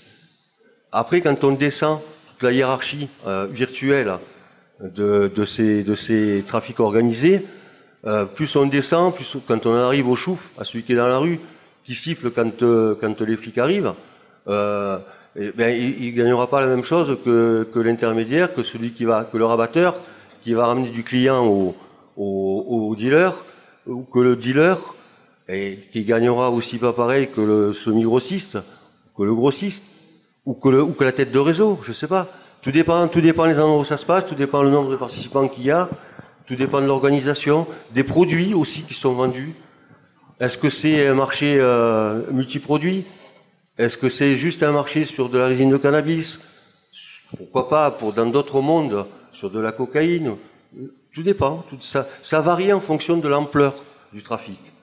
C'est difficile de répondre là, c'est parce qu'il y a plusieurs questions dans la même. Comme tu disais aussi, si j'ai bien compris, c'est qu'en fonction de comment le produit arrive jusqu'au client final, si ça passe par, on va dire, excusez-moi, mais le parallèle, par un supermarché ou par un grossiste qui va vendre à un supermarché que quelqu'un va acheter en semi-grossiste, puis revendre, en fonction de la qualité du produit également. Et tout ça, en fait, va influencer un prix.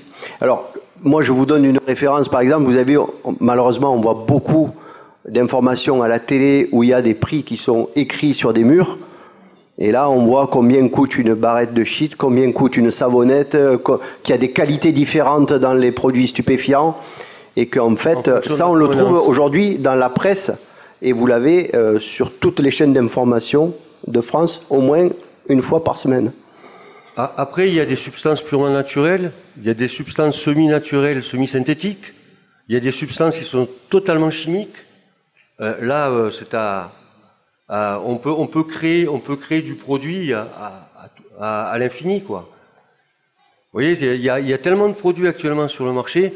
À la base, c'était la résine de cannabis, enfin le cannabis, l'opium, enfin le pavot. Et c'était la feuille de coca. Les trois. C'était la base. Après, on a créé des sous-produits qui ont fait d'autres. C'est compliqué comme. Mais à l'origine, c'est ça. À l'origine, on parle de 3 substances naturelles. Après, l'homme a créé. L'homme a inventé. Merci, Juan Carlos. Alors, une seconde, j'ai une question là. On essaye de faire court les questions ? Serge Bousquet, donc je suis à édition nombre 7.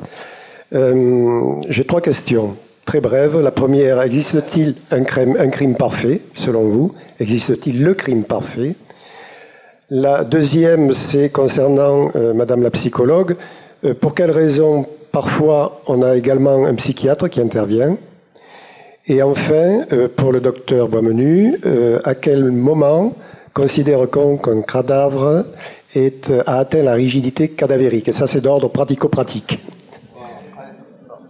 Merci Serge. Je pense qu'on peut commencer par le crime parfait et la raideur cadavérique.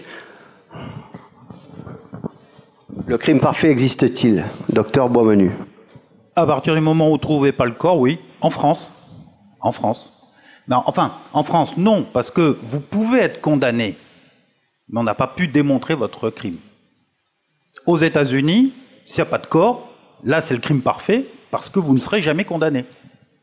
En France, tant que vous aurez l'intime conviction qui participera au jugement, vous pouvez vous retrouver dans la situation où, sans éléments matériels formels qui peuvent permettre d'incriminer comme étant l'accusé comme étant le coupable, et que vous pouvez condamner les gens malgré l'absence de ces éléments matériels, eh bien, il n'y aura jamais encore de crime parfait. On dit souvent les crimes parfaits, c'est les crimes inconnus. C'est parce qu'on n'est pas au courant d'une disparition. C'est parce que, finalement, un médecin a considéré une mort criminelle comme une mort naturelle. Parce que, je vais raconter une anecdote. Il y a quelques années, des pompes funèbres appellent les services de gendarmerie en disant « On est très embêtés parce qu'on est intervenu au domicile d'une personne âgée qui était dans son lit, décédée. Le médecin traitant était passé, il avait fait le certificat médical de décès. Donc tout était en règle, hein, on n'avait plus qu'à le prendre et l'amener à la chambre mortuaire. Sauf qu'en le retournant, il avait 4 coups de couteau dans le dos. Qu'est-ce qu'on fait? Voilà, un exemple. Si les pompes funèbres n'avaient pas retourné le corps ou n'avaient pas fait attention ou avaient été négligents en disant bon bah finalement ça saigne un petit peu, bon c'est pas bien grave, crime parfait. Mais est-ce que c'est parfait parce que personne n'est au courant?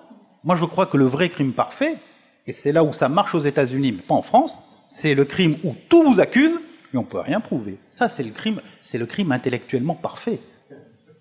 Vous savez que je suis coupable, mais vous n'arrivez pas à m'attraper. Mais en France, malgré tout, vous serez condamné. Donc le résultat n'a aucun intérêt. Et pour la rigidité cadavérique, alors c'est un peu comme le fût du canon. Ça dépend. Ça dépend et ça dépasse. Parce que en fait, ça va dépendre d'un certain nombre de facteurs. Ça va dépendre de facteurs qui sont d'abord les conditions environnementales, l'environnement dans lequel le corps se situe.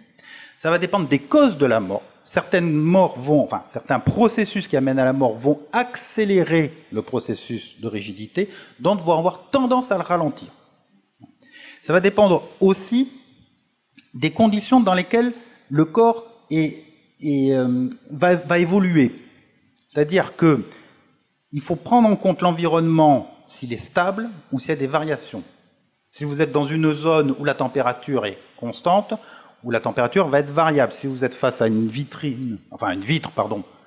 où le soleil va taper, où le soleil ne va pas taper, si vous êtes au nord ou si vous êtes au sud. Donc il y a énormément de facteurs qui vont intervenir. Mais grosso modo, on dit que la marche cadavérique, c'est le terme qu'on emploie, de la rigidité, va commencer au niveau de ce qu'on appelle les masséters. Masséter, c'est le muscle de la mâchoire. Ça arrive très vite. Ça va commencer vers 1h30, 2 heures après le décès. Très très vite, vous allez commencer à avoir une mâchoire un peu raide. On décrit la rigidité cadavérique comme étant un processus qui descend. C'est une erreur, en fait, la rigidité cadavérique, elle est diffuse. C'est-à-dire qu'elle commence de tête au pied. Mais c'est décrit comme une rigidité qui descend. Elle va intéresser ensuite les racines des membres. Et progressivement, elle va s'étendre globalement à l'ensemble du corps. Un corps va devenir rigide, en moyenne, si on s'exclut toute variabilité environnementale, cause de la mort, en moyenne, on est entre 10 et 12 heures. Ça va se maintenir pendant une douzaine d'heures après. Pourquoi? Parce qu'à partir du moment où le processus de putréfaction va commencer, la rigidité va disparaître. Quand un corps commence à se putréfier, il devient de moins en moins rigide. Et il y a 2 choses que je vais vous préciser. Alors c'est ce détail que vous allez pouvoir utiliser éventuellement dans vos écrits. Quand on rompt la rigidité cadavérique, elle ne se reconstitue pas. Nous, ça nous intéresse énormément. Est-ce qu'on a mobilisé le corps quand il est rigide? Ensuite, mobiliser un corps quand il est rigide, c'est extrêmement difficile. Donc vos tueurs, faites balader vos corps très peu de temps après la mort. Parce que si vous allez le balader 10 heures après, vous allez balader un bout de bois. Et donc c'est très compliqué à mettre dans un coffre. Ou alors vous allez rompre la rigidité cadavérique. Et dans ce cas-là, elle ne va pas se reconstituer, et nous on se rendra compte qu'il y a eu une mobilisation du corps. Parce que cette rigidité-là aura disparu dans cette zone-là. Donc ce sont des petits détails. Et puis il y a une dernière chose. Là aussi, petit truc pour vous. Le spasme cadavérique, c'est une erreur qui est assez souvent faite par les médecins. Ce n'est pas de la rigidité cadavérique. Les gens vous disent on meurt crispé dans la position dans laquelle on a été tué. C'est pas vrai. C'est pas vrai du tout. En revanche, les morts violentes, surtout les morts violentes qui vont être consécutives à des blessures des systèmes nerveux centraux, peuvent créer un phénomène spastique, c'est-à-dire que le muscle va se contracter d'un coup sec. Et il reste en position. Docteur, pardon, ce type de meurtre, c'est quoi? C'est une balle dans la tête? Ça peut être une balle dans la tête, mais c'est surtout les atteintes au niveau de la moelle épinière. De la moelle épinière, d'accord. Un coup de couteau entre 2 vertèbres, là, à la base du crâne, très bien, très efficace. Hein, ça passe entre les 2 vertèbres, c'est nickel. Là, c'est plus de son. Ça s'appelle le descabello en corrida. Ouais, c'est plus de son, plus d'image, c'est fini. Mais vous pouvez avoir un phénomène de spasticité. Par contre, la spasticité, c'est de la spasticité, c'est pas de la rigidité. Quand vous prenez le membre et que vous l'étirez, ping, il revient, comme un ressort. Donc nous, on s'amuse beaucoup avec les jeunes étudiants avec ça. Voilà. Donc je pense avoir répondu à votre question. Merci, docteur. Et il y avait une question pour Anne-Marie. Si vous pouvez faire un petit court. Un peu court. D'accord. Merci. Alors, l'expert psychiatre est nommé complémentairement. On est en fait nommé complémentairement psychiatre et psychologue pour tout ce qui est effectivement les procédures criminelles, ce que j'ai évoqué tout à l'heure. Donc au même moment, c'est exactement les mêmes moments. Donc c'est un travail qu'on peut faire ensemble, de façon collégiale ou séparément. On n'est pas obligé de voir la personne mise en examen en même temps. La grande différence, c'est que le psychiatre va avoir une mission que le psychologue n'a pas, une question que le psychologue n'a pas, c'est qu'il devra se prononcer effectivement sur l'abolition, l'altération du discernement au regard d'une éventuelle pathologie psychiatrique, ce qui évidemment a des conséquences sur la responsabilité pénale. Le psychologue ne se prononce pas du tout là-dessus. Merci Anne-Marie, vous avez été parfaite, comme d'habitude. Une question. Jean-Luc Cohen-Rimbaud, un scoop, auteur chez Nombre 7. Et j'accompagne avec Christophe les auteurs pour vendre leurs livres. J'ai une question pour vous. Tout à l'heure, quand vous parliez des cités, il m'a compris. Hein, voilà. En fait, je me pose une question très naïve, certainement. On entend beaucoup parler, en fait, de la complaisance, peut-être, de l'État sur le phénomène d'économie parallèle dans les cités, notamment dans la période du Covid, où comme par hasard, les cités continuaient à être livrées, et puis qu'il y a même cette histoire de comment on appelle ça, de self-service là, oui, commande, voilà, Uber. Voilà, c'est ça, mais c'est même qu'ils arrivent, il y a un truc, ils passent la commande, paf, c'est, voilà, drive-in, voilà, c'est ça, je cherchais le terme. Donc, moi, en fait, je voulais savoir comment vous vous situez, quoi, parce que vous êtes entre... comment vous, dans la brigade des stupes, vous vous situez, là, entre ces deux... entre cette économie parallèle et puis cette... Moi, je peux vous répondre très facilement maintenant. Je me situe plus du tout, parce que je suis plus. Vous situiez, oui, c'est vrai. Non, par contre, j'imagine, que les différentes brigades des stupéfiants qui existent partout sur le territoire national, j'imagine que les fonctionnaires, que les collègues doivent avoir beaucoup de mal justement pour se positionner. J'imagine. Déjà ce qu'il faut savoir, c'est que dans les cités, pour les approcher, c'est la croix et la bannière, quoi. Il faut franchir de multiples obstacles. Déjà, le fait de les approcher, et en fait, pour qu'une procédure elle tienne bien, il faut qu'il y ait tous les éléments qui se raccrochent les uns aux autres et qui aboutissent au sommet. Donc c'est déjà le fait juste d'avoir à s'approcher d'eux actuellement, ça doit être très très très très très compliqué. Maintenant, si vous avez vu le film Bac Nord, moi ça m'a un peu surpris quand même parce que j'ai jamais vu un service de brigade anticriminalité faire ce genre de choses déjà pour commencer, puisque la brigade anticriminalité n'a pas pour vocation de mener des enquêtes et de se retrouver en véritable guerre civile comme on le voit dans le film. Personnellement, moi, en 15 ans de brigade de stupéfiants, j'ai jamais connu ça, quoi. Parce que c'est plus un travail ça se rapproche un peu de leur job à eux, quoi. C'est un travail quand même de sous-marin. C'est un travail où l'objectif est en sorte que on ne doit pas voir le policier. On ne doit pas être vu. Donc, on fait tout pour ne pas être vu par les gens. Donc s'approcher de ces, à mon avis, je pense qu'il doit avoir beaucoup de difficultés pour y arriver actuellement. Peut-être. Je sais pas si j'ai répondu. Peut-être, Christophe, peut-être une précision. Je voudrais vous faire savoir que dans chaque département de France, les services de renseignement ont un groupe d'économie souterraine. Et donc de surveillance de tous les quartiers, de l'évolution, avec une analyse qui est transmise très régulièrement. Quand je travaillais encore, c'était tous les 10 jours, au préfet et au ministère de l'Intérieur. Donc l'analyse est faite en permanence.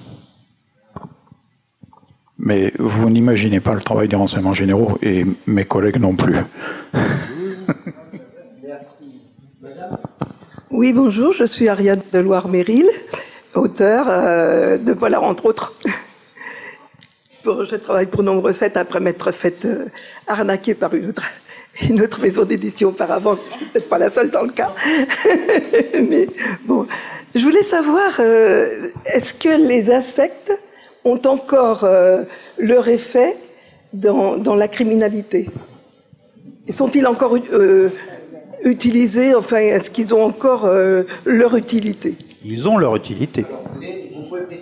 Les insectes. Alors, c'est ce qu'on appelle la faune cadavérique, la faune ou nécrophage. Elle a plusieurs noms. Alors d'abord, il faut savoir qu'il y a une multitude d'insectes qui vont intervenir sur le corps d'une personne décédée et qui peuvent même intervenir avant sa mort. Ce qui fait que les mouches ne viennent pas pondre leurs œufs sur votre corps, c'est que pendant votre sommeil, par exemple, vous bougez. Il y a des petits mouvements qui sont réalisés. C'est ce qui va éviter que la mouche vienne se déposer sur vous. Mais si vous êtes dans une situation de coma, en étant vivant, les mouches peuvent venir pondre sur vous. Ah oui. Donc, il va y avoir une succession d'insectes sur un corps en fonction de son état de dégradation. Pourquoi? Parce que l'insecte se nourrit. Et chaque insecte ne se nourrit pas forcément du même substrat. Donc, va intervenir sur ce corps, selon un ordre très précis, un certain nombre d'insectes, puisque chacun ne se nourrissant pas du même substrat, il ne viendra que quand le substrat sera accessible ou à disposition. Et quand il ne sera plus, il partira. Donc les insectes sont toujours utilisés et utilisables, bien entendu dans le cadre de la détermination de ce qu'on appelle le délai post-mortem. Alors je vais vous donner encore un truc. Les mouches, quand elles pondent, font ce qu'on appelle des crises. D'abord, vous avez le fameux asticot. Ça, c'est la première étape. Ensuite, ça va être un asticot qui va se transformer en larve, en chrysalide, pardon, excusez-moi, qu'on appelle la pupe. C'est ce terme-là. Pour qu'un asticot, ou du moins un œuf, devienne une chrysalide, il faut qu'il y ait ce qu'on appelle 260 degrés cumulés. Alors, je vous la refais de façon claire. Pour qu'un œuf de mouche devienne une chrysalide, il faut que sur une moyenne quotidienne, vous ayez un total, si vous additionnez toutes les moyennes quotidiennes, de 260 degrés. C'est beaucoup. Et oui, puisqu'en moyenne, pour que la pupe apparaisse, ce qu'on appelle la pupe à la chrysalide, il faut 3 semaines, en moyenne. En moyenne. En été, une dizaine de jours. Donc là, on n'est pas loin du bourguignon, là, quand même, à 3 semaines. Tout à fait. Voilà. Donc, si vous voulez, c'est un petit détail, mais ça vous permet d'avoir une idée précise. Et puis la deuxième chose, c'est comme je vous le disais, la faune cadavérique se nourrit du corps. Et nous sommes ce que nous mangeons. Donc ça peut être utile pour la toxicologie. Quand nous n'avons plus rien d'autre pour pouvoir analyser d'éventuels toxiques dans la présence d'éventuels toxiques dans un corps, s'il y a des insectes, nous allons utiliser ces insectes. De préférence si c'est des asticots. Là, c'est l'idéal. Donc on fait un broyat d'asticots qui va être utilisé et analysé comme on analyserait une prise de sang, comme on analyserait une prise d'urine. Donc les insectes sont très très importants en médecine légale et pour les enquêtes. Bien entendu. C'est pas parce qu'il y a l'ADN qu'on oublie les anciennes techniques. Merci. Alors il y a d'autres questions. Là-bas d'abord. Excusez-moi. Vous avez un succès fou, messieurs, dames. Bonsoir, Gérard Malassane, je suis psychologue clinicien et psychanalyste. J'ai travaillé pendant 20 ans avec les 4 juges pour enfants sur Nîmes et je m'occupais aussi d'adolescents qui étaient en grande difficulté puisqu'ils étaient placés par le juge des enfants. Et je me suis intéressé à ce que Anne-Marie Soulas a soulevé, le déclenchement du passage à l'acte. Qu'est-ce qui déclenche un passage à l'acte? Et je suis toujours surpris par le fait qu'à un moment donné, le sujet se trouve dans le vide au niveau, je dirais, du symbolique et du langage. Il ne peut pas le dire avec des mots et il passe à l'acte. L'acte vient quand les mots n'y sont pas. Et je vous parle de ça parce qu'en même temps, j'ai un cabinet à Nîmes et j'ai été interpellé très souvent pour faire des suivis socio-judiciaires. Et c'est très difficile à faire tant que le sujet, je dirais, ne s'attribue pas l'acte qu'il a fait, c'est-à-dire ne se reconnaît pas comme responsable de ce qu'il a fait. Et souvent, il faut du temps pour qu'il arrive à parler de ça. Et je pense à un adolescent qui est passé à l'acte et qui a tué parce qu'il était dans un moment de très grande angoisse, de vide, et où l'acte est venu à la place des mots qui auraient pu peut-être faire cadre. Merci pour ce témoignage. Il y avait une autre question là. Bonjour. Bonjour, je suis Nader Jelassi, je suis auteur à Eddy Livre. Et je viens de Lyon pour cette soirée. Mais j'ai habité à Nîmes 2 ans, donc j'aime bien aussi. J'avais une question pour madame. Donc, est-ce que, comme aux États-Unis, on a une branche profiling en France? Et une deuxième question qui est similaire. Comment repère-t-on une personne qui est tout à fait normale et qui, du jour au lendemain, il y a un passage brutal à l'acte? C'est pas un... On ne peut pas, à travers son expertise, dire que oui, tout a mené vers cet acte, mais que du jour au lendemain, elle a décidé de se venger ou de tuer. Merci. Alors en France, non, il n'y a pas de... Enfin, en tout cas, pas à ma connaissance, d'activité de type profiling. Nous, on intervient en tant que psychologue expert. Il faut savoir qu'on est des auxiliaires de justice, c'est-à-dire qu'on a notre propre activité, qui peut être une activité libérale comme c'est mon cas, ou une activité salariée au sein d'une institution. Et l'activité expertale est une activité connexe. On n'a pas le droit, je dirais, d'être expert à temps complet, et on n'est absolument pas dépendant de la justice. Et d'ailleurs, c'est très important d'être indépendant. Donc on ne travaille pas en amont au niveau des enquêtes. On travaille quand il y a effectivement une personne qui est mise en cause, mise en examen, et on nous demande effectivement d'établir les éléments de personnalité. Après, le passage à l'acte, je crois qu'effectivement, vous l'avez très bien dit, c'est l'acte qui se met à la place des mots et à la place de la pensée. Le contraire de la violence, c'est pas la douceur, c'est effectivement la capacité d'élaboration. Et effectivement, être capable d'élaborer, eh bien, c'est compliqué. Et il y a des parcours de vie qui n'ont pas du tout été élaborés, où il y a des souffrances qui n'ont pas été pensées avec un E et avec un A. Et du coup, il y a des passages à l'acte qui se substituent effectivement à cette capacité de penser. Sur le suivi socio-judiciaire, je suis entièrement d'accord avec vous. Tant que la personne effectivement s'approprie pas ce qu'elle a fait, c'est très compliqué. Il n'empêche qu'ils sont quand même ordonnés et que les personnes s'y soumettent entre guillemets. C'est-à-dire qu'en fait, elles le font, elles se rendent en thérapie, mais le travail n'est pas forcément efficace. Parfois, ça peut l'être, et parfois, l'expertise peut aider à ça quand même. J'ai vu des cas, enfin, personnellement, j'ai été confrontée à des personnes qui avaient eu des passages à l'acte d'une extrême violence qu'ils n'avaient absolument pas compris. Et dans l'expertise, on peut faire des liens, on peut amener des hypothèses, et on peut petit à petit arriver à les aider à tisser quelque chose de cette compréhension qui n'a jamais été faite. Ce qu'il faut savoir aussi, c'est que le moment de l'expertise, c'est un moment important pour la justice parce que effectivement, ça apporte un éclairage, comme je l'ai dit tout à l'heure, et c'est important dans le cadre de l'instruction et du procès, puisqu'il y a quand même des peines qui sont individualisées, c'est-à-dire qu'on va établir la peine au regard quand même du sujet et pas uniquement de l'acte, donc c'est à ça qu'on contribue. Mais ce qu'il faut savoir, c'est que quand même, quand nous on intervient en tant que psychologue expert, la plupart du temps, c'est la première fois qu'ils rencontrent un psychologue et c'est la première fois qu'on les écoute dans la procédure, mais aussi peut-être dans la vie. Donc on leur apporte une oreille, une écoute et une compréhension au-delà de l'acte posé. Et c'est là où il peut y avoir un début, je dirais, d'élaboration. Merci beaucoup.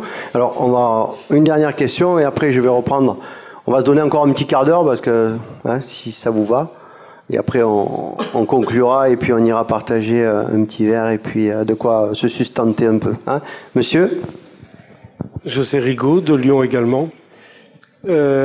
Concernant le blanchiment, parce qu'on parle beaucoup d'argent, notamment avec les stupes, mais comment est-ce que l'argent est recyclé et blanchi? Peut-être, Patrick, tu as quelques infos là-dessus?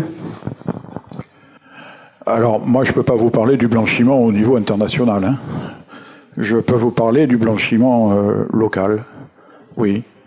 Il est facile d'ouvrir des petits commerces qui nous permettent, qui leur permettent de faire un chiffre d'affaires fictif, mais qui va être valorisé. J'achète 1 kilo de viande, je le mets à la poubelle, j'ai une facture, j'aurais vendu et je blanchis de l'argent.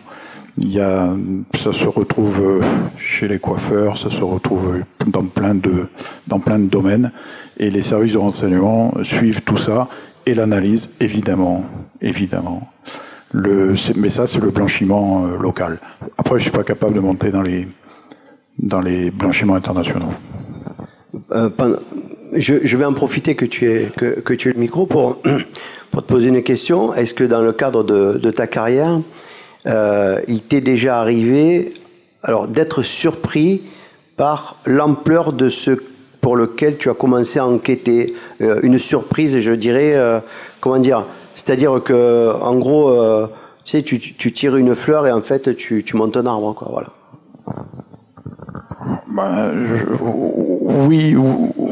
Oui et non. En fait, les surprises, elles viennent de phénomènes locaux. Alors, c'est pas forcément des choses importantes, hein, mais de phénomènes locaux qui, au départ, on a l'impression que c'est juste autour de nous, c'est juste dans le Gard, c'est juste... Et puis, comme je disais tout à l'heure, les informations, moi, elles remontaient directement au préfet, au ministère. Et un deuxième département va transmettre la même information, un troisième département, et des choses qui deviennent d'ampleur nationale. Croyez-moi que le dernier mouvement des agriculteurs, il a dû être envoyé par les services de renseignement 3 semaines à l'avance, quoi.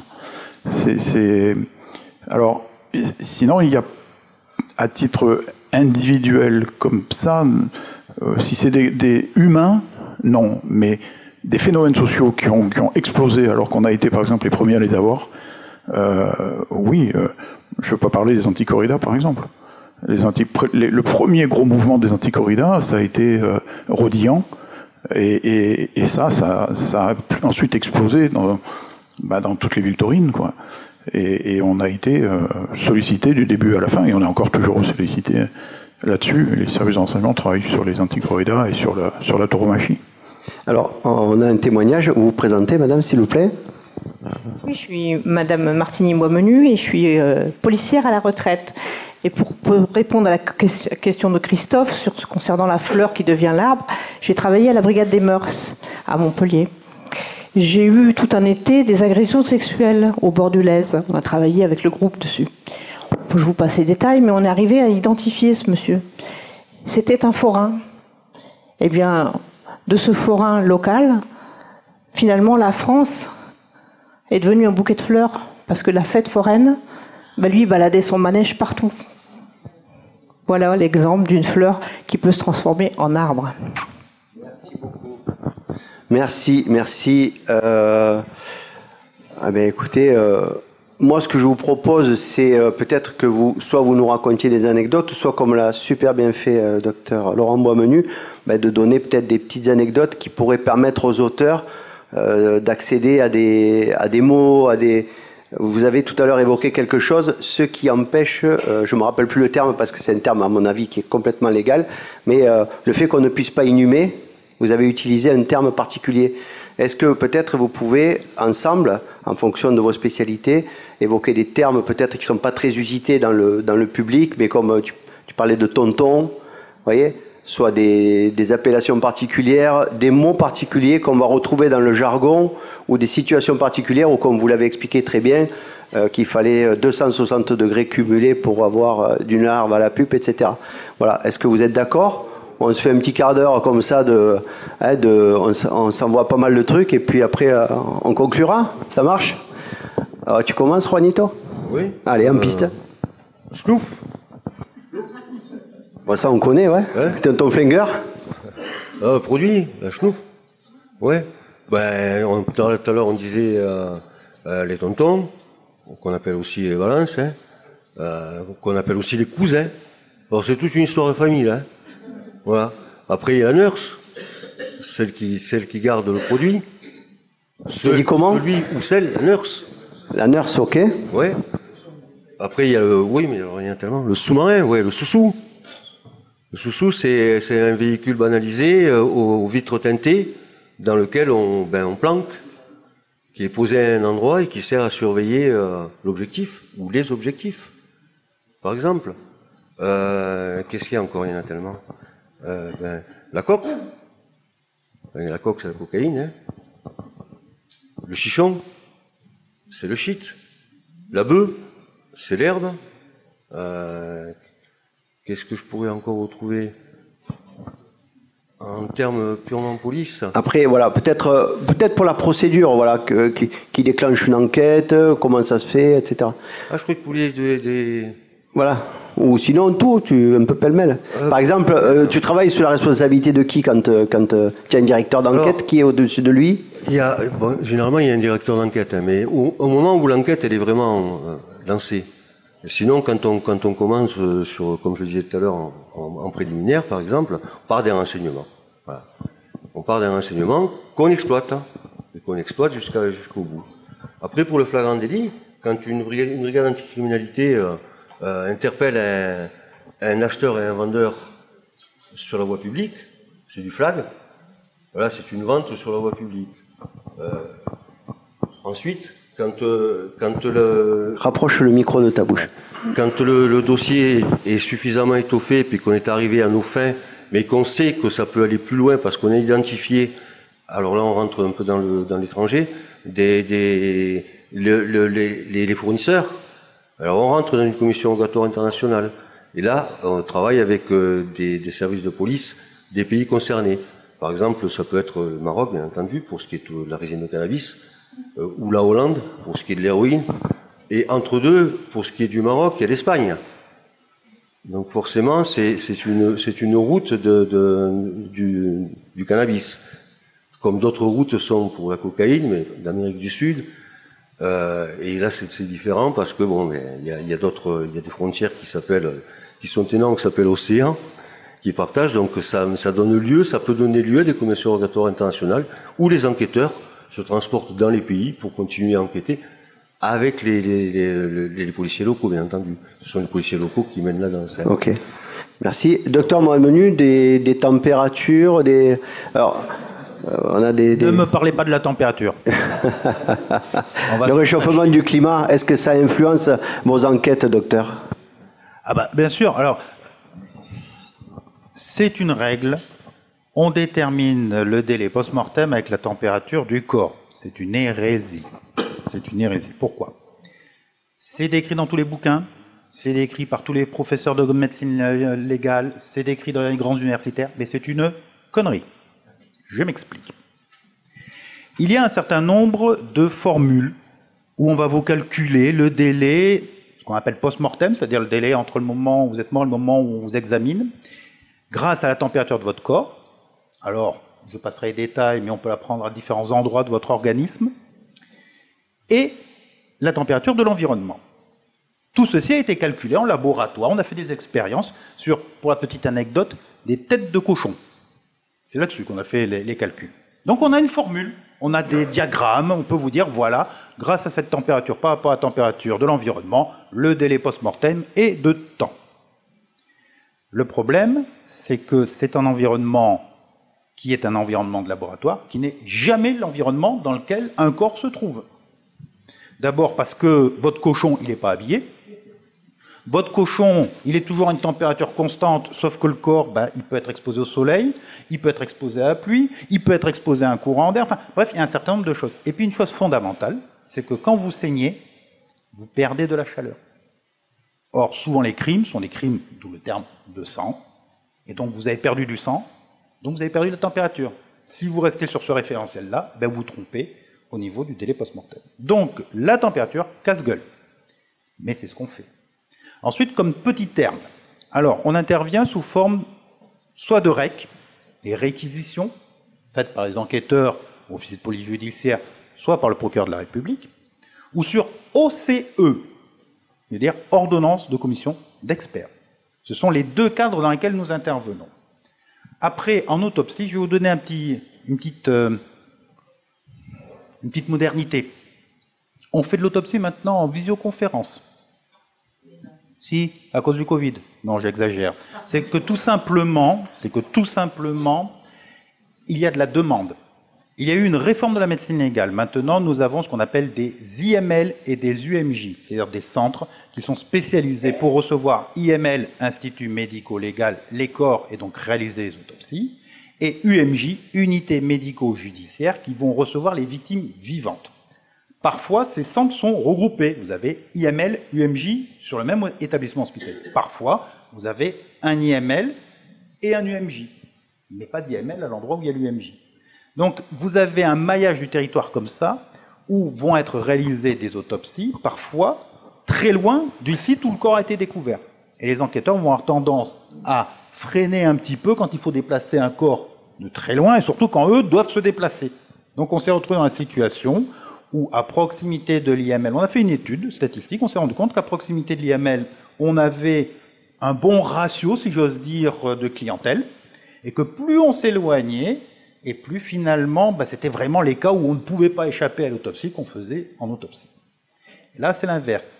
On a maintenant la visioconférence parce que ça permet d'avoir un plus grand nombre de corps qui viennent sans limiter et obliger les OPJ à perdre du temps, parce qu'il n'y a pas le temps de déplacement, ils sont juste là à se connecter, ils suivent l'autopsie, ils se déconnectent, ils ont fait leur autopsie. Mais ils n'ont pas, par exemple, une demi-journée de déplacement. Et bien donc, on a de plus en plus d'autopsies de périphérie, il n'y aura pas de moins en moins d'autopsies du centre, mais on voit que le ratio s'est inversé. Donc on fait de la visioconférence maintenant. Ça a permis d'améliorer le nombre d'autopsies. Donc, si j'ai bien compris, lorsque vous faites une autopsie, vous devez avoir un OPJ avec vous ou pas nécessairement? Est-ce que vous êtes assermenté, docteur? On est totalement assermenté. D'accord. Et même, il y a eu une modification du code de procédure pénale qui nous autorise maintenant à faire des scellés. Jusqu'à il y a 3 ans, nous ne pouvions pas faire de scellés. C'était les officiers de police judiciaire qui saisissaient et qui plaçaient sous scellé les objets, les différents prélèvements qu'on réalisait. Il y a une réforme du code de procédure pénale, et cette réforme du code de procédure pénale autorise les médecins maintenant, au cours de leur constatation, qu'elle soit sur le vivant ou sur le mort, à procéder eux-mêmes au scellé. Donc nous avons appris à faire les scellés. Et ça a été la mort de l'OPJ en autopsie. Ça a été fini. Parce que c'était finalement, sur le plan procédural, le seul véritable élément qui justifiait systématiquement la précédence de l'OPJ. Nous pouvons faire des autopsies sans OPJ. On leur passe un coup de fil après, tout simplement. Bon, c'est moins sympathique, on rigole moins, on échange moins, mais ça c'est important. Là, on ne se rend pas compte. La modernité sur ce point-là a eu comme conséquence la perte de l'humanisme et des relations humaines qu'on avait entre OPJ, et sur la qualité de l'enquête aussi. Parce que l'information se perd, l'information se déforme éventuellement, et on perd cet échange qu'on avait avec les enquêteurs où on se retrouvait, on disait, bon, moi je pense ça, qu'est-ce que tu en penses? Parce qu'il faut savoir aussi qu'il y a ce qu'on écrit et ce qu'on dit entre nous. Par exemple, le délai post-mortem, grand classique, on va toujours dans un rapport avoir tendance à élargir ce délai post-mortem pour ne pas coincer l'enquêteur sur un délai post-mortem trop strict. En revanche, entre nous, moi si j'étais toi, je taperais autour de minuit, pas 2 heures, minuit. Voilà, c'est comme ça que ça fonctionne. C'est comme ça, du moins, que ça fonctionnait à l'époque. Mais la technicité fait perdre ce côté humain d'échange entre les enquêteurs et les techniciens. Merci. Patrick, peut-être quelque chose, des tips, comme on dit maintenant? Moi, tu sais, j'ai pas grand-chose. Moi, j'ai pas entendu parler de Zonzon. Zonzon. Ce sont les écoutes. J'ai pas entendu parler de fichiers S, ça intéresse personne les fichiers S. Alors moi j'ai vu passer un livre où il y avait Red Notice, notice rouge. Ah oui, on a le TT, TTU. C'est quoi? TTU c'est traitement très urgent. Voilà, enfin c'est des vitesses demandées d'enquête par les autorités qui nous sollicitent. Les fichiers S, puisque je vois que ça peut intéresser.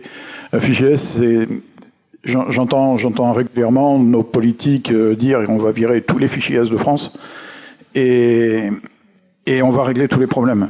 Je peux vous garantir que je peux vous garantir que d'abord ça va pas résoudre les problèmes et secondo, peut-être ici y a-t-il des gens fichiers S. Alors voilà, je vais répondre pourquoi.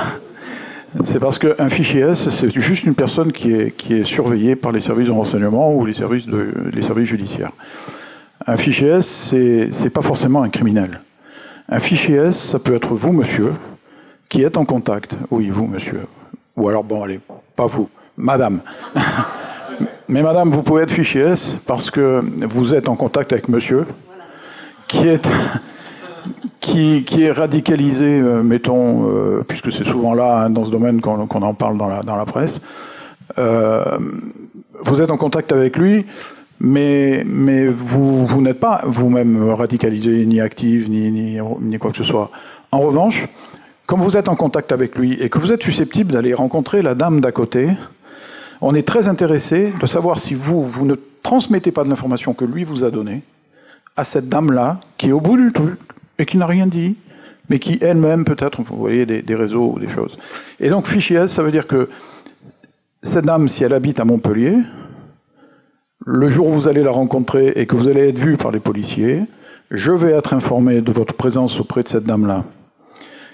Et elle ne devient pas fichier S, mais elle deviendra un peu surveillée. Un fichier S, il faut quand même que le dossier soit important. Mais un fichier S, c'est pas forcément un criminel. C'est quelqu'un qui est en lien avec des dossiers surveillés, des dossiers étudiés, mais pas un voyou ou pas quelqu'un de dangereux. C'est pour ça que on peut pas virer les fichiers S, et puis on peut pas dire à un maire, moi j'ai été sollicité, les maires veulent connaître le nombre de fichiers S, mais on n'a pas à leur dire, ils ont des citoyens très honnêtes qui sont fichiers S. Donc non, nous ne donnerons pas les fichiers S.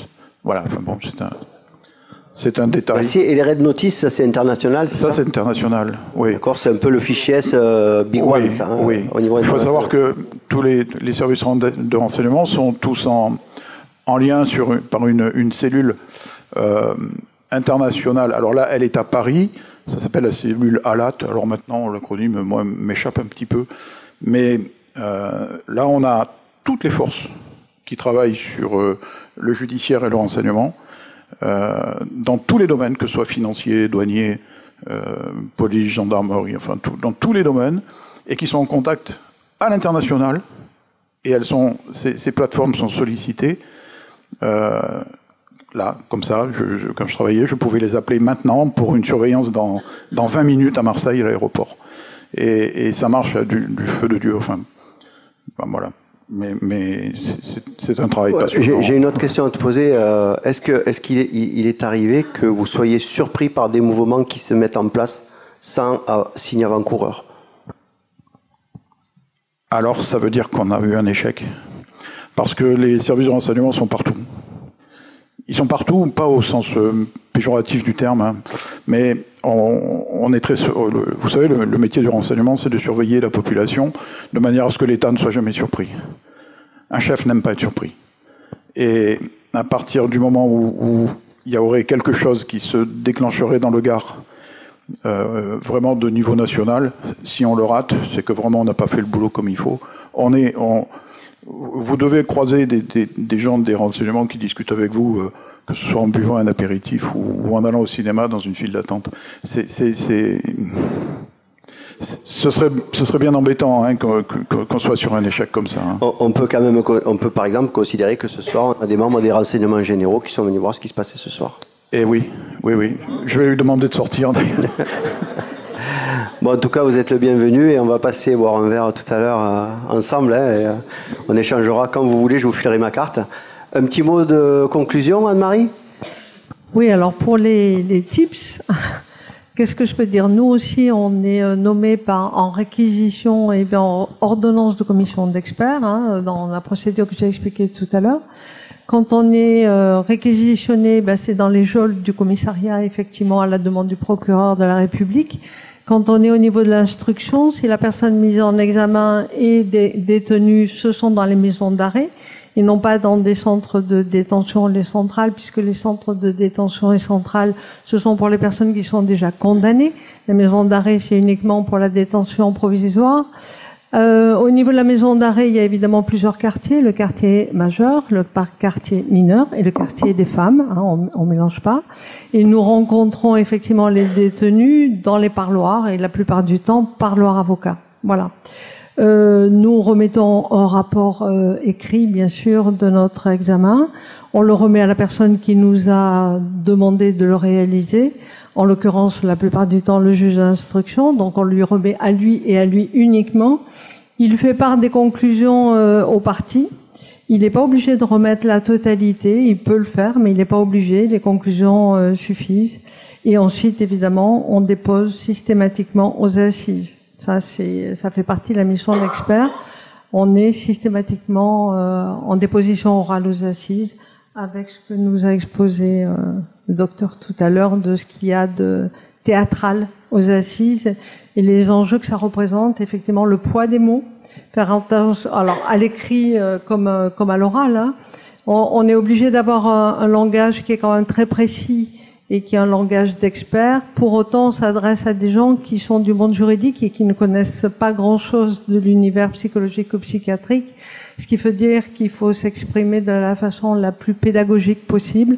Et à l'oral, aux assises aussi, parce que les jurés, effectivement, qui sont des personnes du tout venant et qui sont confrontés à ce genre de situation pour la première fois, qui peut être d'ailleurs très émotionnellement impressionnante, il faut aussi être capable de s'expliquer avec les termes les plus courants, les plus clairs, sans pour autant s'éloigner trop de la réalité, de notre expertise et de notre technicité.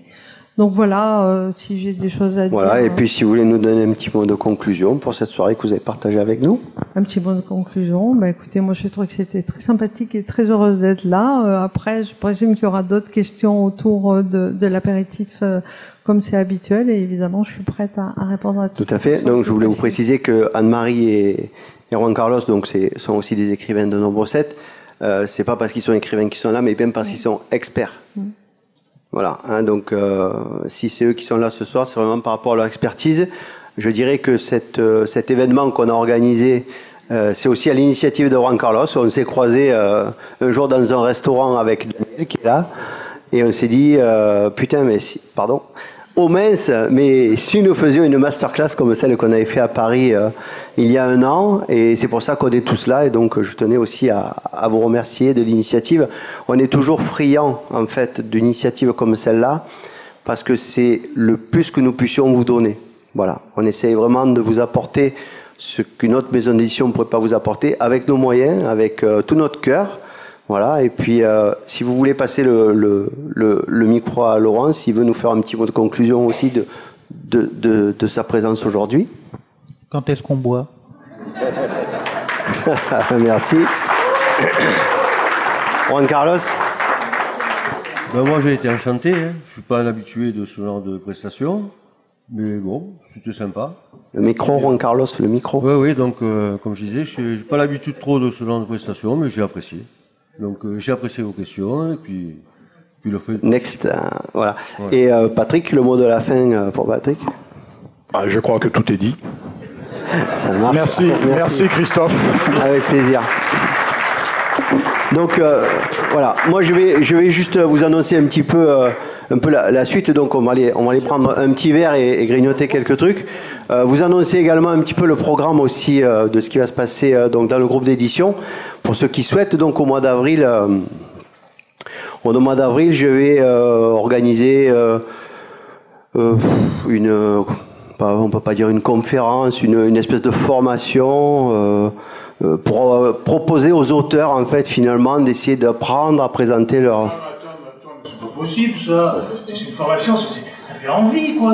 Là, on dirait que t'es thanatophile, là, je sais pas quoi là. Hein, ça doit donner envie, une accroche quoi. Mais un peu d'humour. Allez. Je vais essayer. Est-ce que tu es inscrit toi à cette formation d'ailleurs? Alors quelle formation, dis-moi.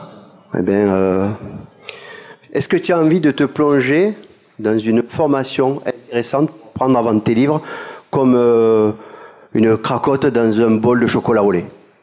D'accord, on n'arrivera pas à mieux ce soir, mais oui, quand même, ça c'est oui. Franchement, mais c'est l'histoire en fait d'un auteur et de son éditeur qui se retrouvent dans une situation mais super cocasse, plus marrantes les unes que les autres, pour vous apprendre en fait à faire de votre présentation banale un pitch percutant. Voilà, percutant. Bon, il y a encore du travail, vous avez vu, donc on va continuer à travailler. On vous donne rendez-vous au mois d'avril à Paris pour vous présenter ça. Le 18 avril dans nos locaux à Paris, mais vous serez informés. En tout cas, merci pour votre présence, merci pour votre participation. Et puis on se retrouve dans 2 minutes juste à côté pour boire un verre ensemble. Merci beaucoup.